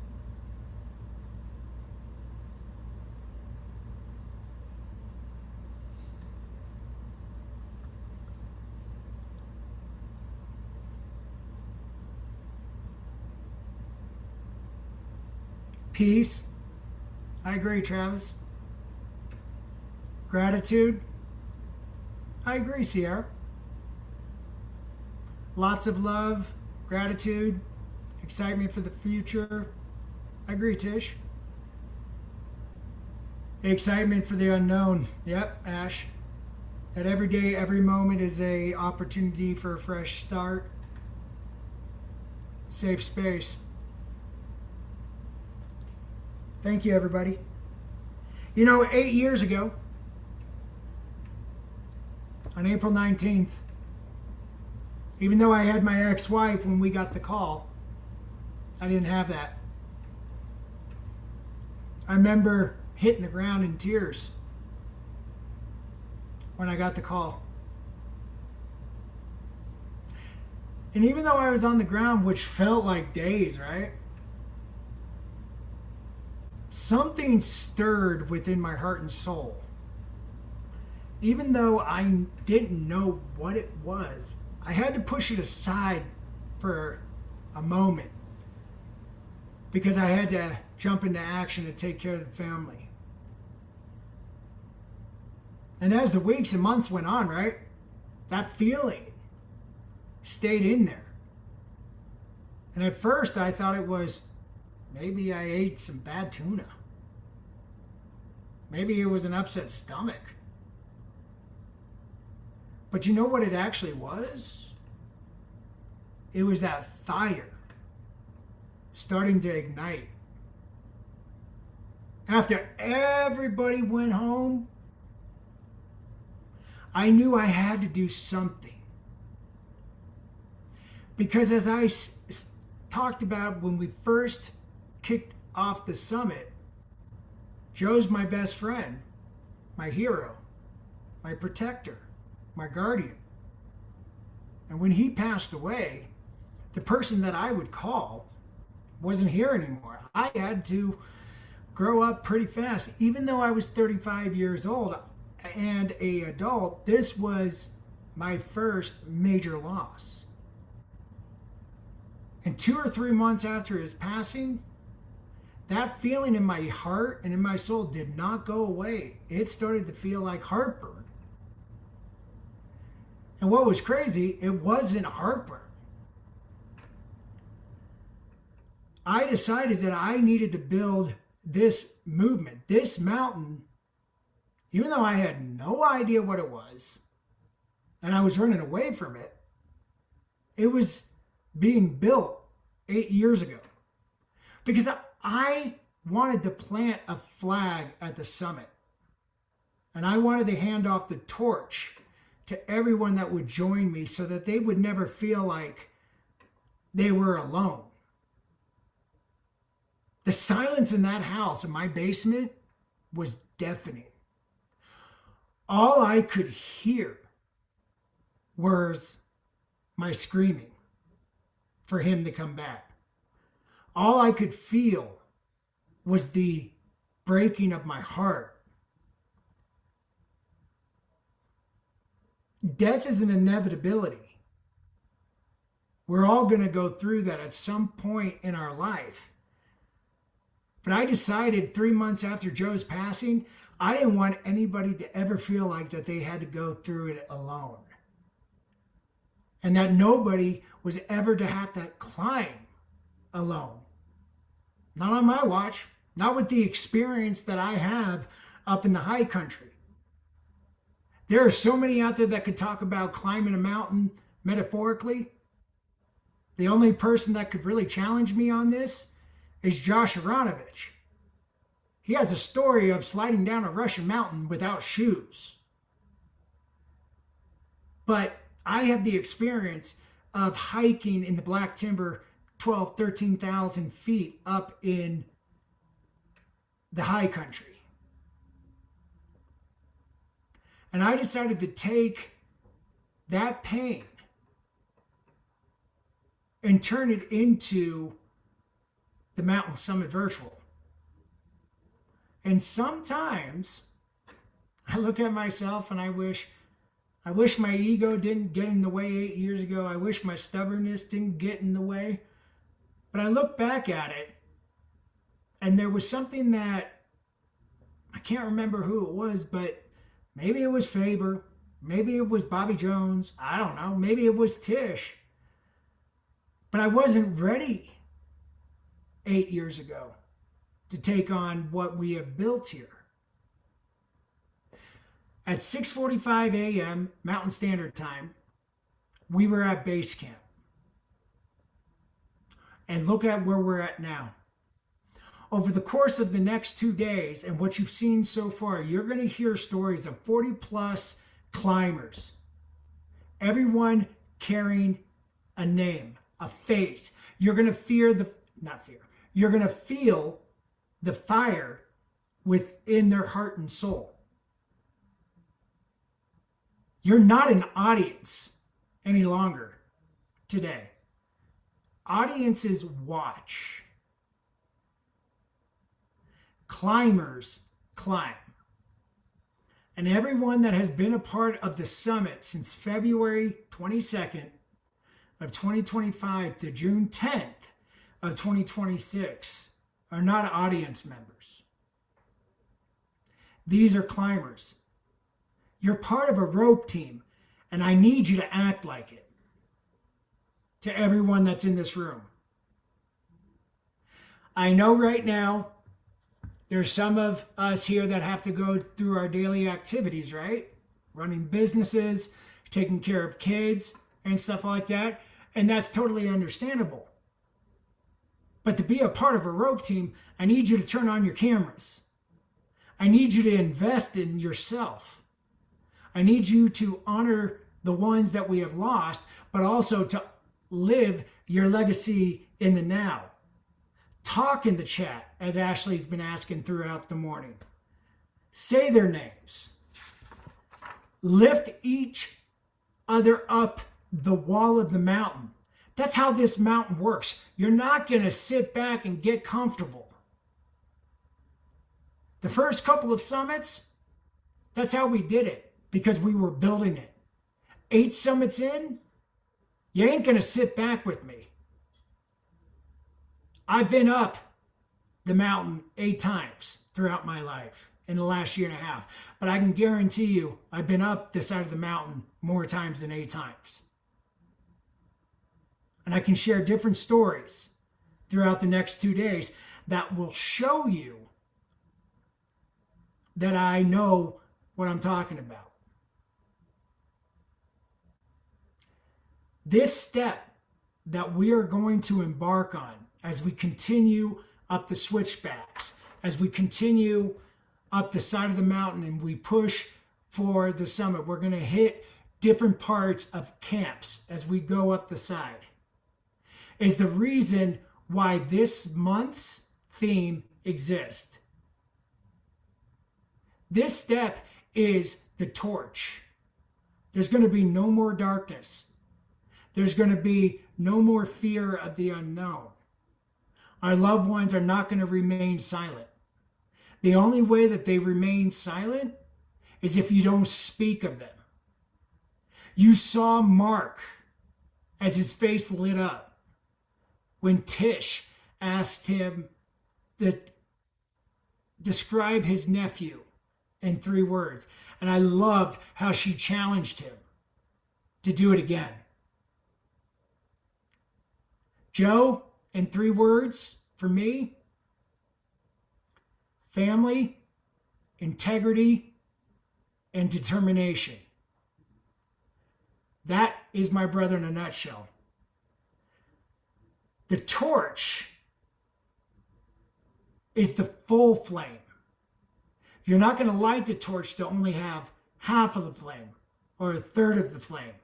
And here's the most radical thing I can tell you. I will say over the next 2 days, and I want y'all, I'm not from Texas, I'm from Colorado. And if you say Colorado is Colorado, there's different debates on different people that have lived in this state. If you say Colorado, that's not the proper way to say it. You have to call it Colorado. Just saying that for right now. And my business partner, Austin, may argue with me on that, but who knows? But I want you to lean in right now. The summit was never the point. And I don't think I've ever said that before. I've always talked about that we're going to push for the summit. And yes, I did say that, and you heard me.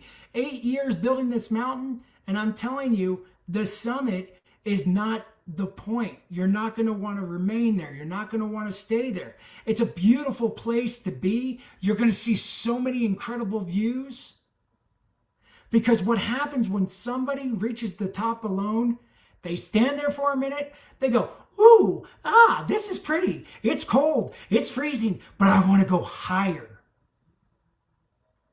I want to get back down the mountain, and I want to go meet more like-minded, heart-centered leaders. The wind blows, and then what? An empty summit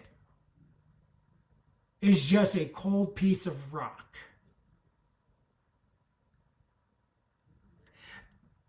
The point is the torch. April was about honoring their legacy. and taking your first step, beautiful, necessary. But now we're going to go further than this mountain has ever gone before. This month, guess what? You reach that summit, you turn around, and you look down into the valley, and you see them. The climbers who gave up. The climbers who didn't feel that they had the strength. The climbers who are afraid to move on, not move on, to carry the fire forward. The ones who are sitting in the dark exactly where we all used to sit. Believing exactly the lie that we used to believe. That the valley is where their story ends. And you plant the torch where every single one of them can see the flame. You become the light at the top of the summit to provide that hope for them to have that same feeling that we've all had. And then you go back down for the next climber. That is what it means to carry the fire forward, y'all. The fire your person, your brother Tish, your grandmother Ashley, your cousins Travis. It was never meant to end with us. It was meant to multiply through us. Their legacy doesn't get smaller when you share it. It gets louder. Every climber you pull out of the valley carries a piece of their flame. That's how somebody you lost goes on lighting up the world for generations to come. And that's how you continue to live your legacy in the now. It's not a slogan, fam. It's not a job description. It's how you start every morning. That's your declaration. Honoring your loved one's legacy while living your legacy in the now. So before we take a little bit of a break for about 20 minutes, we're going to bring our beautiful, talented, smiley, outgoing, with the most epic costumes at any movie-themed parties, that at any event that we go to back on. I want to bring everybody on from the VIP room, and everybody's going to have to answer this. Okay? This is our interactive portion of the Mountain Summit Virtual. And you remember when I told you the story about my brother and me putting the snake, the fake snake, under my mother's pillow? I want to now open the floor to everyone here to share a story. And Tim just ran away very quickly. Just kidding. I want to hear a story about how you are going to carry the fire forward, and include a story of someone in your life that's impacted your life. And I'm going to pick on someone. And because that he's here with us, and I never gave up on asking him to be with us. We're going to go with my man, Bobby Jones.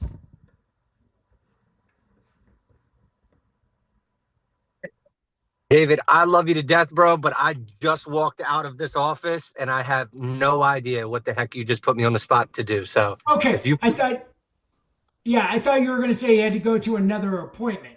So that's why I was giving you a look. So I'm asking everybody in the Zoom room to talk about a personal story of someone in their life that has impacted your life and how you're going to carry the fire forward through the rest of your life. Yeah, it's interesting that you said that. I just lost my grandmother 2 weekends ago. I'll talk about this a little bit later when I do my talk. But my grandparents, they were the only example for me of like hard work, being able to get up every morning, show up, do their jobs, and be consistent in it. They were the only real examples of that for me. And there are some good things I took from that, and there's some bad things that I get inspired that, like that they didn't have impact in their lives on other people the way that I feel like they could have. And I also believe that they didn't take advantage of the future planning that they could have. So I will continue to work my ass off. I think you guys know that about me. But I will also make sure that, I'm planning for impact beyond that. You know what I mean? So I think that's been a recent reminder, losing my grandmother 2 weekends ago. So thank you, bro. You're welcome, bro. And I texted you when that all went down, and I lost my grandmother. I think it was in 2023, and my grandmother and I were very, very close. And I know grandmothers are special in our hearts. So I'm very sorry for your loss, brother. So, I'm always here for you if you need anything. And I'm going to pick on the next person, and then she's going to take it over from here because she's very talented at what she does. And that is Ashley Burkeen. I thought you were gonna say Sierra Grana. Let's see. I'm gonna have to go with my grandma too. I mean, she like I've told you guys before about her. She was a spitfire, unapologetically herself. Um, could have maybe came off rude a little bit, but in reality, she was just direct. And I am definitely gonna carry that fire forward and like to remember that life is short. Because on the other end of that, she never really got to enjoy the life that she was living. Right? She was an old story immigrant came over at 15, got married, had babies before she was 18, and just kind of went into motherhood and that old school way of life. And so she passed away with money in accounts that she would pity pitch because she came from an era where you didn't have money. So I think just being a spitfire like her, but then living my life to its fullest and in honor of her because she didn't get to do that. So yeah. I'm gonna pick Sierra Grana. Sierra. Listen, you got me as I was about to eat. Thank you. I'll share a lot of my story later. But for me, I had a miscarriage 4 years ago, and that is my why, my motivation, because during the miscarriage, I died in the elevator and came back. So every day that I choose to live, that is me living for both of us. So am I picking somebody next? All right. Jimmy, welcome. Hey, thank you guys. Can you hear me? Beautiful. Listen, I'm gonna stick with the theme going on. My grandmother was huge in my life. My parents had been divorced, and my grandmother was kind of like my mother. She actually raised us and lived with me all the way through high school. And it was really sad when she went back to Ohio, where we're from, and she was living in her home by herself. And we got this letter from her saying she just didn't feel like life was happening for her any longer. Nobody could get a hold of her, and her sister showed up at her house, and she had passed out on the floor. Apparently, she had an aneurysm and was laying there for 2 days before anybody found her. We flew to Ohio, and 14 days later, she died in the hospital, never came out of a coma. but my grandmother was a huge influence in my life. So I want to stick with that theme as I carry that light up the mountain. And I got a lot to share in my story today. So thank you for picking me. And I have to tell you guys, I can't see out of my left eye today because I scratched my eye last night. So I can't see anybody's name down there. So if somebody can help me with the names, that would be very grateful. So why don't we go with, oh, she's here. Let's go with Myrna. Hi, how did I know you were going to choose me? Thank you. So I turned the camera on. I came out of the dark just for you, David. Look at this. Again, there is a common line theme going on here with generations. And I would say my grandparents, both on my mom's side and my dad's side. I had grandparents who were entrepreneurs, small business town people well before their time. I knew them to the extent that I could, not living in the same province as them, but their legacy is ingrained in who I am and what I want to bring forward. And I've realized that through my journey. So between my grandma and my grandpa, it's sort of like a sweet mix of whiskey in a teacup. And the light is being carried on via me. And I'm loving it. I can't imagine where it's going to go next, but I've got deep-seated roots that come from generations, and they're shining brightly through me. And let's go with Tim. Tim, you're next. Okay, Tim's going to test out his microphone to see how well it's working because I'm going to make do setup, which I'll tell you more about later. So, most of us can sit here and pick people in our past who's actually that people to do that and carry us through. But I'm going to do it in a different way, and I'm going to say all of you are the ones who inspire me.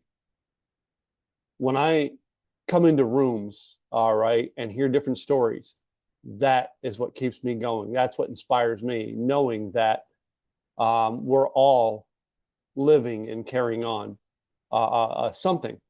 And I always want to be the dumbest guy in the room because I want to be able to soak in your wisdom, soak in your things that you've gone through to make me a better me. Tomorrow, I want to be better than I am today.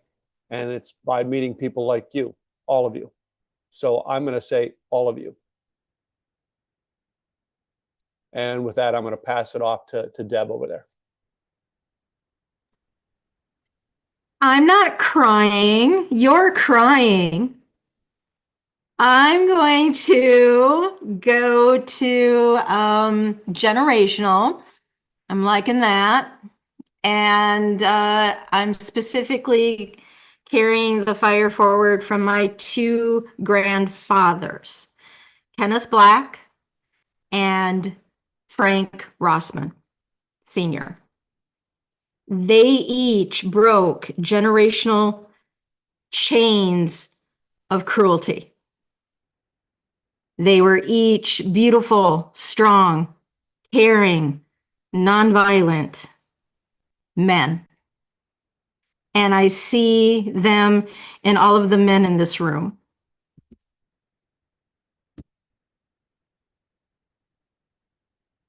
And with that, oh, I got a call on Tish. Come on, baby.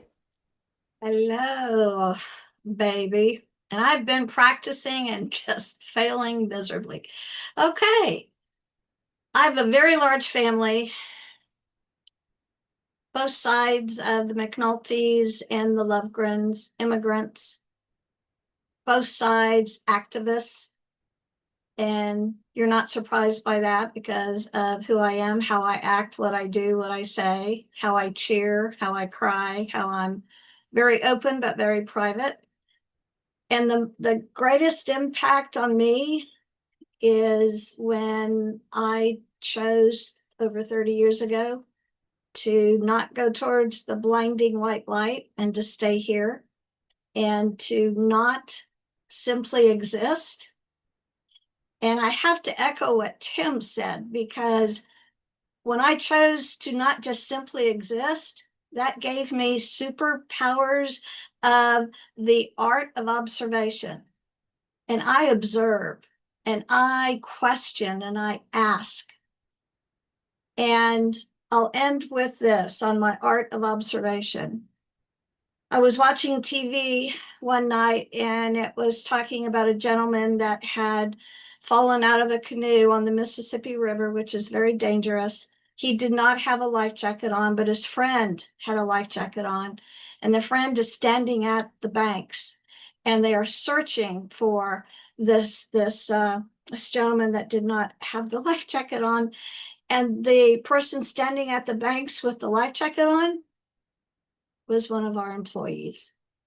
I noticed him. I looked up in the system to get his phone number and I called him and I went to be with him. And he said, how do I tell people that I lived, that I could not get my friend to put on his life jacket?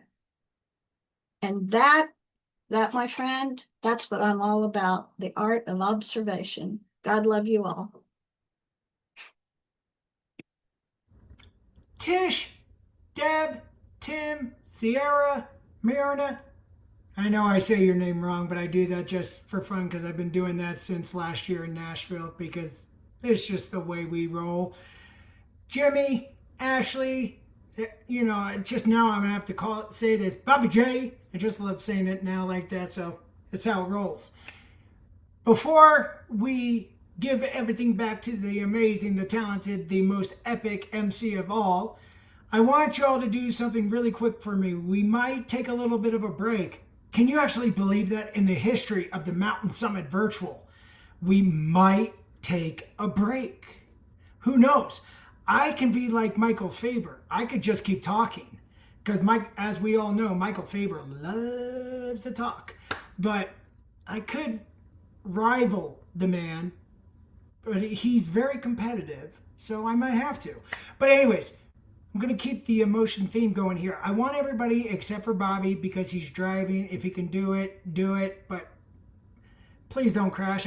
I've been watching you, man. I think you have one of those trucks that can actually drive itself, which I'm a little bit jealous of because I've seen that. But I want everybody to do me a favor here. Put your put your hand on your heart here, okay? Wherever you are. Do you guys feel the beating in there? Do you feel it intensifying a little bit when you talk about your loved ones? That's the drum that they left you.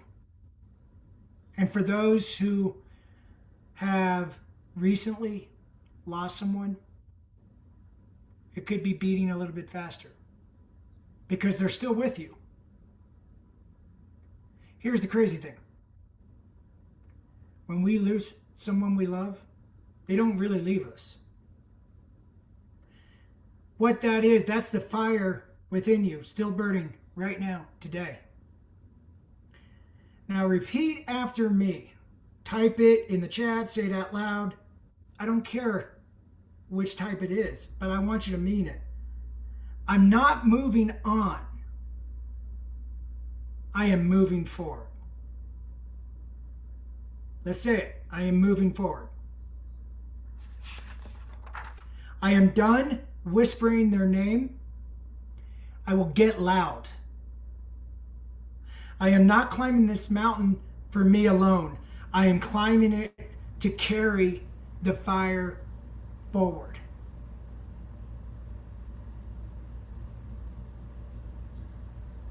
Feel that heart. Feel that fire. Everyone here that's in the Zoom room, this is your rope team. I know each and every one of you. We've got Justin Danforth at the bottom because if we lose our grip for a second, he can handle all of us. He's like Andre the Giant from The Princess Bride that can carry us if the emotions get us. Now, he's not 7 foot tall, but the guy's built like a Greek god. This is the mountainside. This is full of torches, what you're going to see within the next 2 days. It's going to light up at the same time. And somewhere, every person we've ever loved and lost are watching down at us right now. And they're saying to themselves from heaven, that's my climber. That's who I left my fire with. And look what they're doing with it. So here's the route, fam. For the next 2 days, you've already heard 3 speakers, but you're still going to hear 40 plus speakers who are going to pour their hearts out. I know each and every one of them. They're going to have pure fire, who have climbed out of the same valleys that you're standing in, coming to this mountain not to impress you, but to hand you the rope. Take notes, like your legacy depends on it, because it does. When something hits you in the chest, don't say to yourself that you're going to remember it, because by the end of this, you're going to feel that amazing feeling for maybe 2 or 3 days. And for those on Facebook, you'll see the recording for maybe 30 days, and then it's going to be gone. Take the notes. Say the name. When you see a climber struggling in the comments, reach down, pick them up, pull them up the mountain.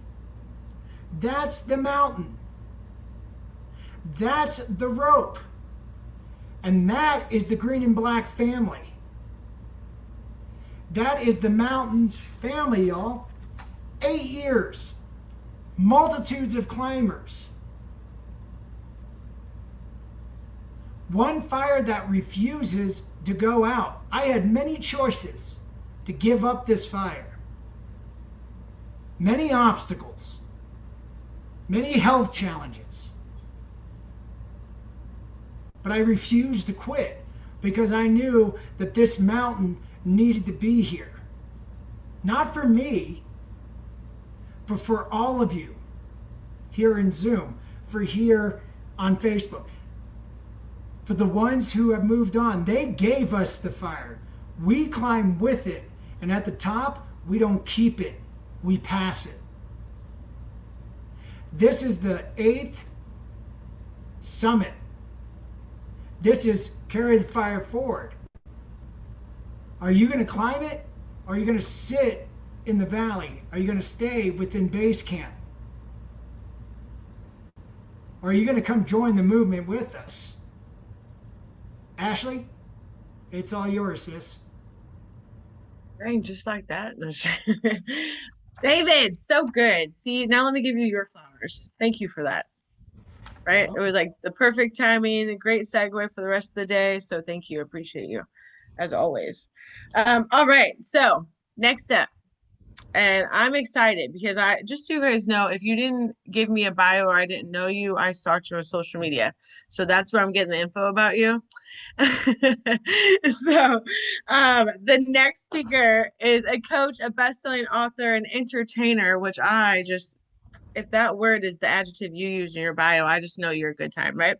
An entertainer, a keynote speaker, and a fun fact, if I'm correct, a U.S. swim coach for 30 plus years, which as somebody that swims like a frog, that is even cooler than you would ever imagine for me. So I can't wait to hear and meet you and learn all about you.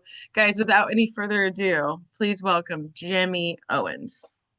Hey guys, thank you so much for having me here at this summit, and I am so excited to carry this light up the hill. Last summit, I got to come in here, and you guys got me emotional talking about my mother.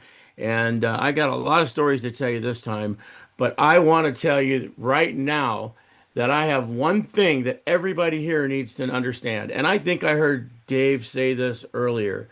Never, never, never, never give up.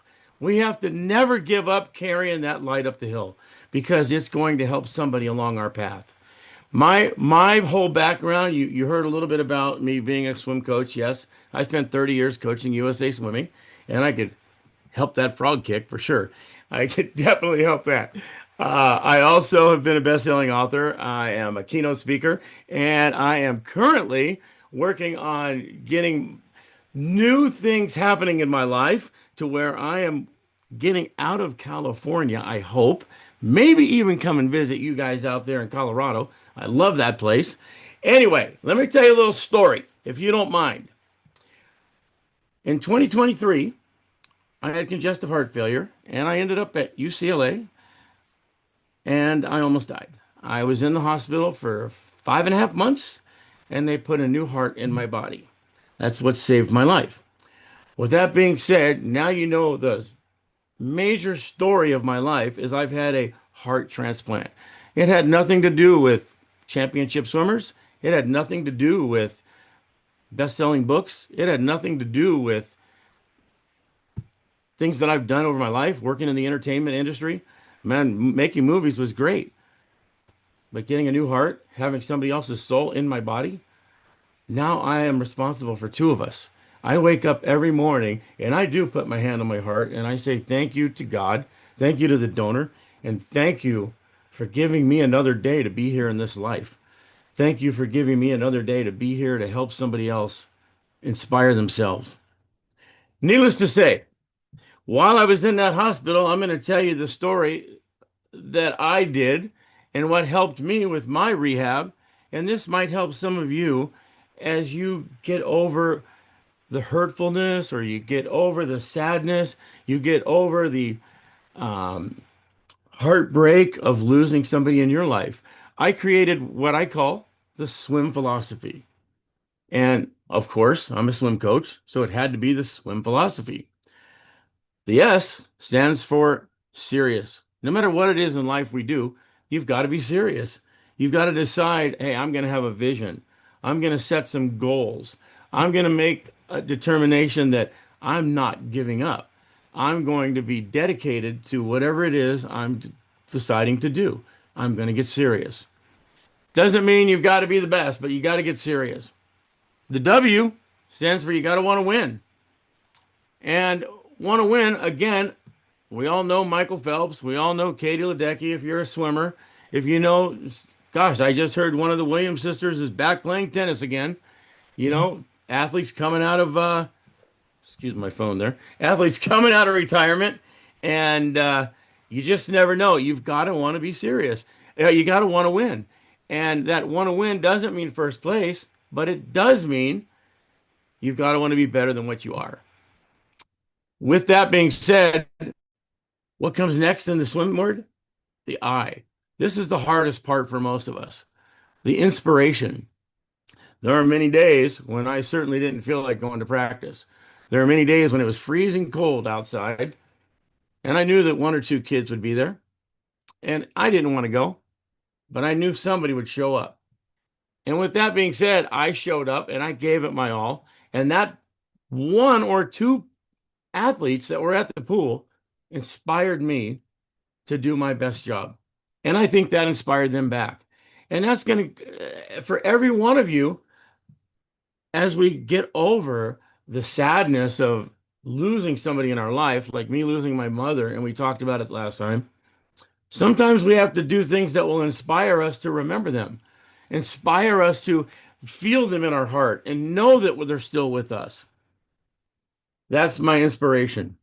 My goodness, people are texting me like crazy. Also, the M in swim means motivation. That's the thing that holds it all together. The motivation is not inspiration. It's what we're going to do every day to make sure we decide to work on our goals. We decide to get out of bed and do what needs to be done. We decide that no matter what it is, we're going to make it happen. That's the motivation. So the swim philosophy, seriousness, you've got to want to win. You've got to be inspirational. And then motivation has to happen so you can continue to move forward. What's going to move you up that mountain? Knowing that you're going to help somebody, knowing that there's going to be somebody that needs to see that light, knowing that you're going to be the next person. Is it possible that you could think one day at a time, I'm going to improve myself by 1%. Is that possible? Motivation? Can I do that one day at a time? Or is it going to be 365 days of excuses of why I didn't do anything? You know, is that motivation going to be 365% of I did all this? Look at what I did in 1 year by being motivated. Needless to say, that was my swim philosophy story, and I wrote my book on that. I just want to show you the book if you don't mind. If I can show you a picture of the copy of the book, and it does say never, never, never, never give up. And the reason I used 4 nevers in the title was because there are 4 chambers in the human heart. And I learned when I was in that hospital that my left ventricle, which is the lower chamber, which pumps all the blood out to your organs, wasn't working properly. I was pumping 18% volume. With that being said, all my organs were starting to die, and that's what was causing my congestive heart failure. So if I didn't get a new heart, I wasn't going to have a story. If I didn't get a new heart, I wasn't going to be here to help somebody else. If I didn't get a heart, that was going to be the end of everything. Luckily, I did get that heart. And luckily, I'm now here to help other people. So thank you for having me today, because I'm so excited to carry this light up and talk about some of the people that have made a difference in my life. We started off earlier today talking about our grandmas. And I've heard a lot of you talk about your grandmas. And I want to just say this. To me, my grandmother was like my mother. My parents were divorced from the time I was 8 years old. They separated. We moved to California from Ohio. And my grandmother came out to California to live with my father and my brother and I. And she raised us like my mother. So I felt like I was so close to my grandmother that when I lost her, it was devastating. That was extremely devastating for me, to lose somebody that close to you. Somebody that you see year after year. She watched me go through school. I was the one child in the family that loved going to their house, loved spending the night, loved hanging out with grandma and grandpa. Yet, needless to say, when she went home and we got that letter saying she didn't feel like life was good any longer, she was feeling sad that she was all by herself. There was nothing we could do. We were stuck here in California and she was in Ohio. Next thing you know, 2 days later, we find out she's in the hospital. Now, yes, we got to Ohio, and yes, we got to hang out for 14 days, but she never came out of a coma, so we never got to talk to her again. So that was very devastating and very sad. I was my first year in college, and so she did see me graduate high school, never got to see me get out of college. And we all felt pretty sad about that. My father, of course, losing both his mother and father and being the only child in the family, I'm sure that was extremely devastating for him. We sold the house and came back to California. So we were there for about a month or so. And the next thing that happened with our family is my mother got sick.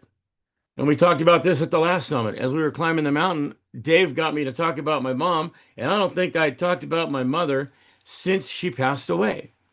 And I'll be honest with you, I know I didn't cry because I was the one that gave the eulogy at the funeral. And Dave made me cry last time.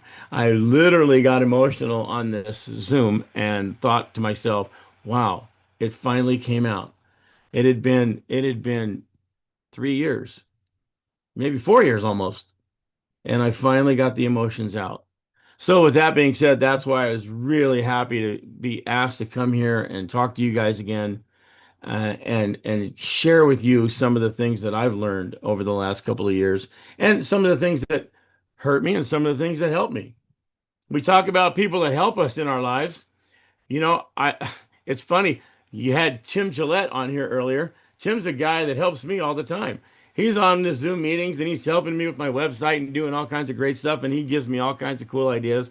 And I have a couple of coaches that help talk as me. I'm a coach, but I had to hire some coaches to help teach me how to be better at what I do.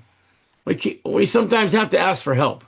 You know, we got that one hand to say, yeah, I need some help. We get that other hand to say, yes, I'm capable of doing it. And we put them all together and we're both those people.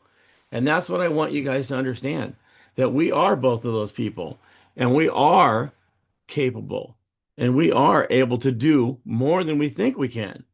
Just like the swimming and just like doing your frog kick, we are able to do more than we think we can. With that being said, I just want to move everybody into the next part of what I want to talk about. And this, I'm going to just read you a couple of things that I wrote down to remind me. This is your 8th summit, I guess. So I wasn't here for any of the summits except for the last one. And when I was in the hospital, you heard that I created that swim philosophy. And you heard what it meant: serious, winning, inspirational, and motivational. And with that being said, I want to talk about some of those, some of the keys in seriousness. Dedication. We have to be dedicated no matter what it is we do. We have to make that determination that that is what we're going to do. We have to have vision to see what we're looking for, to see where we're going. We can't just blindly look to, blindly move forward. We have to have an idea of where we're going to go. When you first start off, maybe your path is wide, but as you finally kind of crystallize your thinking and get it going, your path becomes much more narrow. And that's what our vision becomes. In winning, I wrote down a couple of things that I think: positive attitude. You've got to have a good attitude and a great mindset. If you don't have a mindset to where every day you think, this is why I'm doing this, this is why I'm getting out of bed, this is why I'm changing my life, that is the mindset you need to have each day. No matter what job you have, no matter what it is that you're doing, your mindset has to be one that is positive. Also, I wrote you have to have a growth mindset. You've got to be willing to learn. I teach the kids at the pool. I have 5 keys in my workout of gratitude. And we're going to talk about this during my conclusion, but generosity and growth is one of the key words that I use. Growth is learning each day. When you come to work, or when you go to practice, or when you're doing what you're doing, whether you've learned or not learned. Inspiration. I wrote down, we've got to have empowerment. You've got to be able to empower others and empower yourself. You've got to not give up on your vision. You've got to be inspired. Motivation. There's a couple things I wrote down for motivation. You got to have the positive self-talk. If you don't have positive self-talk, what's going to happen is you're going to get that stinking thinking.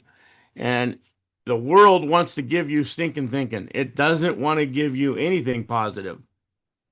The world would rather see you fail. That's what I think of most of the world. So you have to get through all of that and have that positive self-talk. You have to excuse my sight, so I'm trying to read what I wrote down here. You've got to visualize success. I sit with the kids each night on a Saturday. As a matter of fact, it was our biggest day, and we visualized all of our races. And that's one of the things that I think has helped our swim team immensely, visualizing how fast they're swimming in the pool, visualizing what they're doing, how they're pulling through the water, visualizing that dolphin kick you got, or that frog kick you got, so you get it better. All right. You've got to embrace your challenges. Your challenge could be anything from climbing up that mountain to jumping in that pool. It could be anything from writing your first chapter of a book. It could be anything. Your challenge has got to be embraced by you. You've got to decide, this is what I want to do, and this is what I'm going to do. So you've got to embrace your challenge. We talked about our mindset. And I did say I was going to bring up my 5 keys that I teach the kids. Number 1 is gratitude. We want to thank everybody for what they've done for us. And Tim did it best this morning when he came on here and said he thanked all of us for inspiring him. We have to have generosity. That means we want to give back. We've got to want to give back and serve others. We can't just want to keep taking from others. Somehow we want to be the people that are giving because we have received. You've got to have growth. We talk about growth as a way of learning. When I tell the kids at practice each day, did you grow today? Did you learn something today? We talk about that at the end of practice. That is one of the main points that I do each day. We talk about, well, you've got to have grit. There's nothing in this life that is easy. Nothing. Grit makes everything. Grit is what we have to have in order to get through most of the stuff we're doing. And the final thing we have to have grace. We have to give ourselves grace. We can't just be mad at ourselves for not doing things the way we wanted to do it. We have to say to ourselves, you did a good job no matter what. You did the best you could. All right. In conclusion, I just want to say for everybody that's out there, what are you going to do for the next 365 days? Are you going to improve by 1%? Can you do that? Or are you going to have 365 days of excuses of why things didn't go your way? What's going to happen next? So since I can't read your names, since I cannot see it all out of my left eye, I apologize. Can you please ask me a question or send me to the next thing that we're going to do? Yes, I got you, Jamie. I got you. Great Perfect. job, of course. I will actively work on switching my frog legs. So thank you for that. That's gonna be my one first step for now. Chat, anybody have any questions, input, flowers you'd like to give Jimmy for the great job he just did? And you'll have to read them to me because I can't read a thing on my computer today. Yeah, you'll have to Scratch unmute. my eye, and it's everything's blurry. I heard somebody. Oh, Lauren. Hi, Lauren. Hi, Jimmy. Thank you so much for everything you shared. There were a couple things that there was many things, but two things that hit me. The first was when you got your heart, that you're now living for both you and your donor, and that you think about that every day. That like really touched me, in a special way. And just reminding us, all the people that maybe are no longer here, that we're grieving, that we also are living for them as well. The other thing that you had said was you have to want to be better than what you currently are. And that it's funny, I was thinking before I got on the call, I was listening on Facebook, but it's almost like I really, really needed to hear that in this moment. So I'm so happy that you spoke and shared everything from your heart, because it definitely touched me in so many ways. So I appreciate you. Thank you so much. And that was one of the major things about my life is you have to want to be better than what you are. Didn't mean I had to be a winner. What I will tell you a quick story is when I was in that hospital, my first day after getting a heart transplant, they made me stand up. And I was like, okay, that's all I could do was stand up. Well, the second day I got to the door and then I had to turn around and go right back to bed. The third day I got out to the nurse's station. By the fourth day, I got to walk all the way around the hallway. Now, was that a gold medal achievement? No. But was it better than what I was the day before? Absolutely. And that's what made me think of that. Every day I got a little better. So congratulations. I love that. Very good stuff. Deb has her hand up. All What's right. up, Deb? Jimmy. Hey. Oh my Coach Owens. Hey, baby. How So, two things. You mentioned grit, Yes. and I heard grace. Yes. And I went to start taking a note. How interesting that you said grit, but I heard grace, and then you said grace. Grit and grace. And I just think that is fantastic.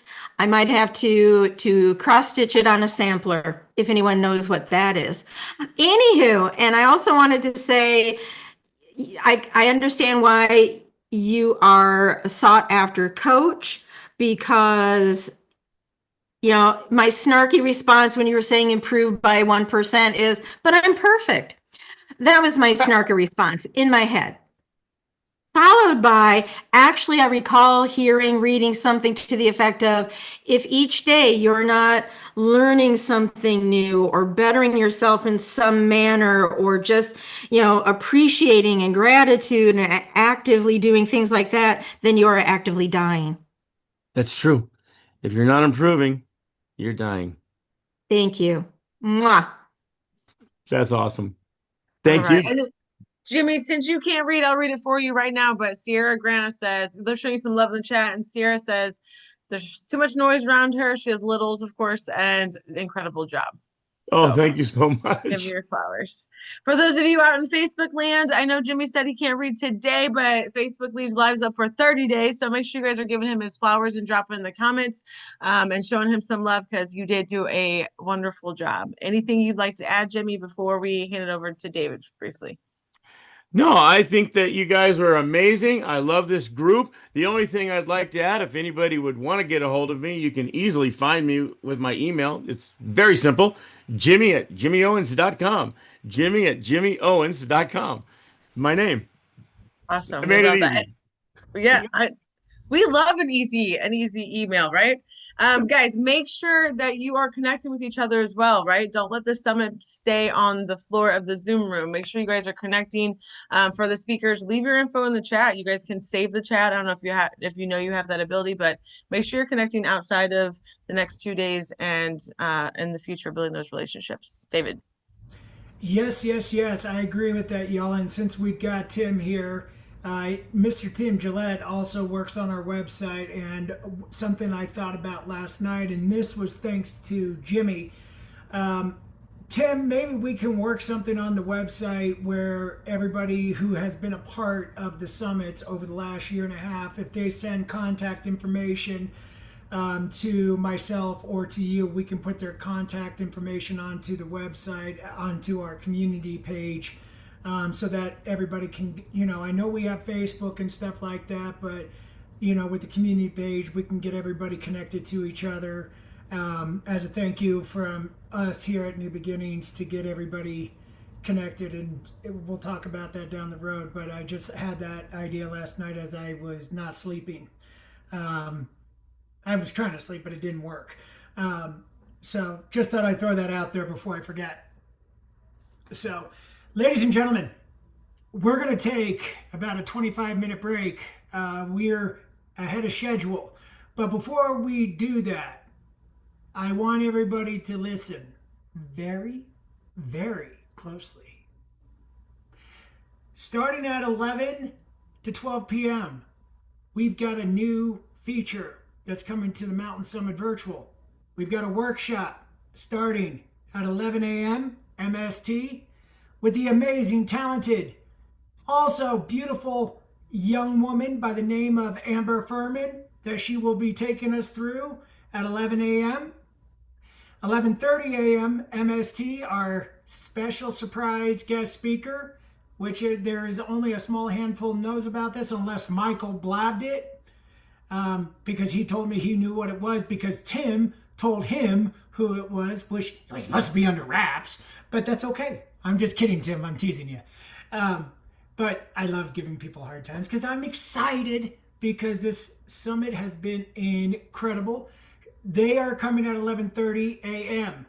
Then at 11:45, everybody come join us. We got something very, very exciting that all of us here at New Beginnings is excited to share. Bobby Jones, you need to be there. Ashley Birking, Sierra Grana, Jimmy Owens, Tim Gillette, Jeff Purdue Atkins. Love the shirt, brother. That shirt is epic. Lauren Rick, Marina, Tish, and Austin. Everybody needs to be there. So anybody that hears my voice on Facebook, in the DM, listen up. Everybody needs to be here from 11 to 12. But also for the entire summit, because you have heard some incredible men and women. I stacked the deck on this one. I did this intentionally, kicking it off with Ashley. You just heard Jimmy, and it's going to get even stronger with our next speaker coming up at 10 a.m. MST. So Facebook land and YouTube, we're going to take a little bit of a break, and we'll be back at 12 p.m. MST. Everybody on Zoom, stick with me for a minute when we go off live here. I'm not going to give you guys any secrets away. Austin might kick me if I do that. But this has been incredible. Thank you, Facebook and Zoom. I just said that. Facebook and YouTube. Stick with us. We'll be back in 30 minutes. See you soon.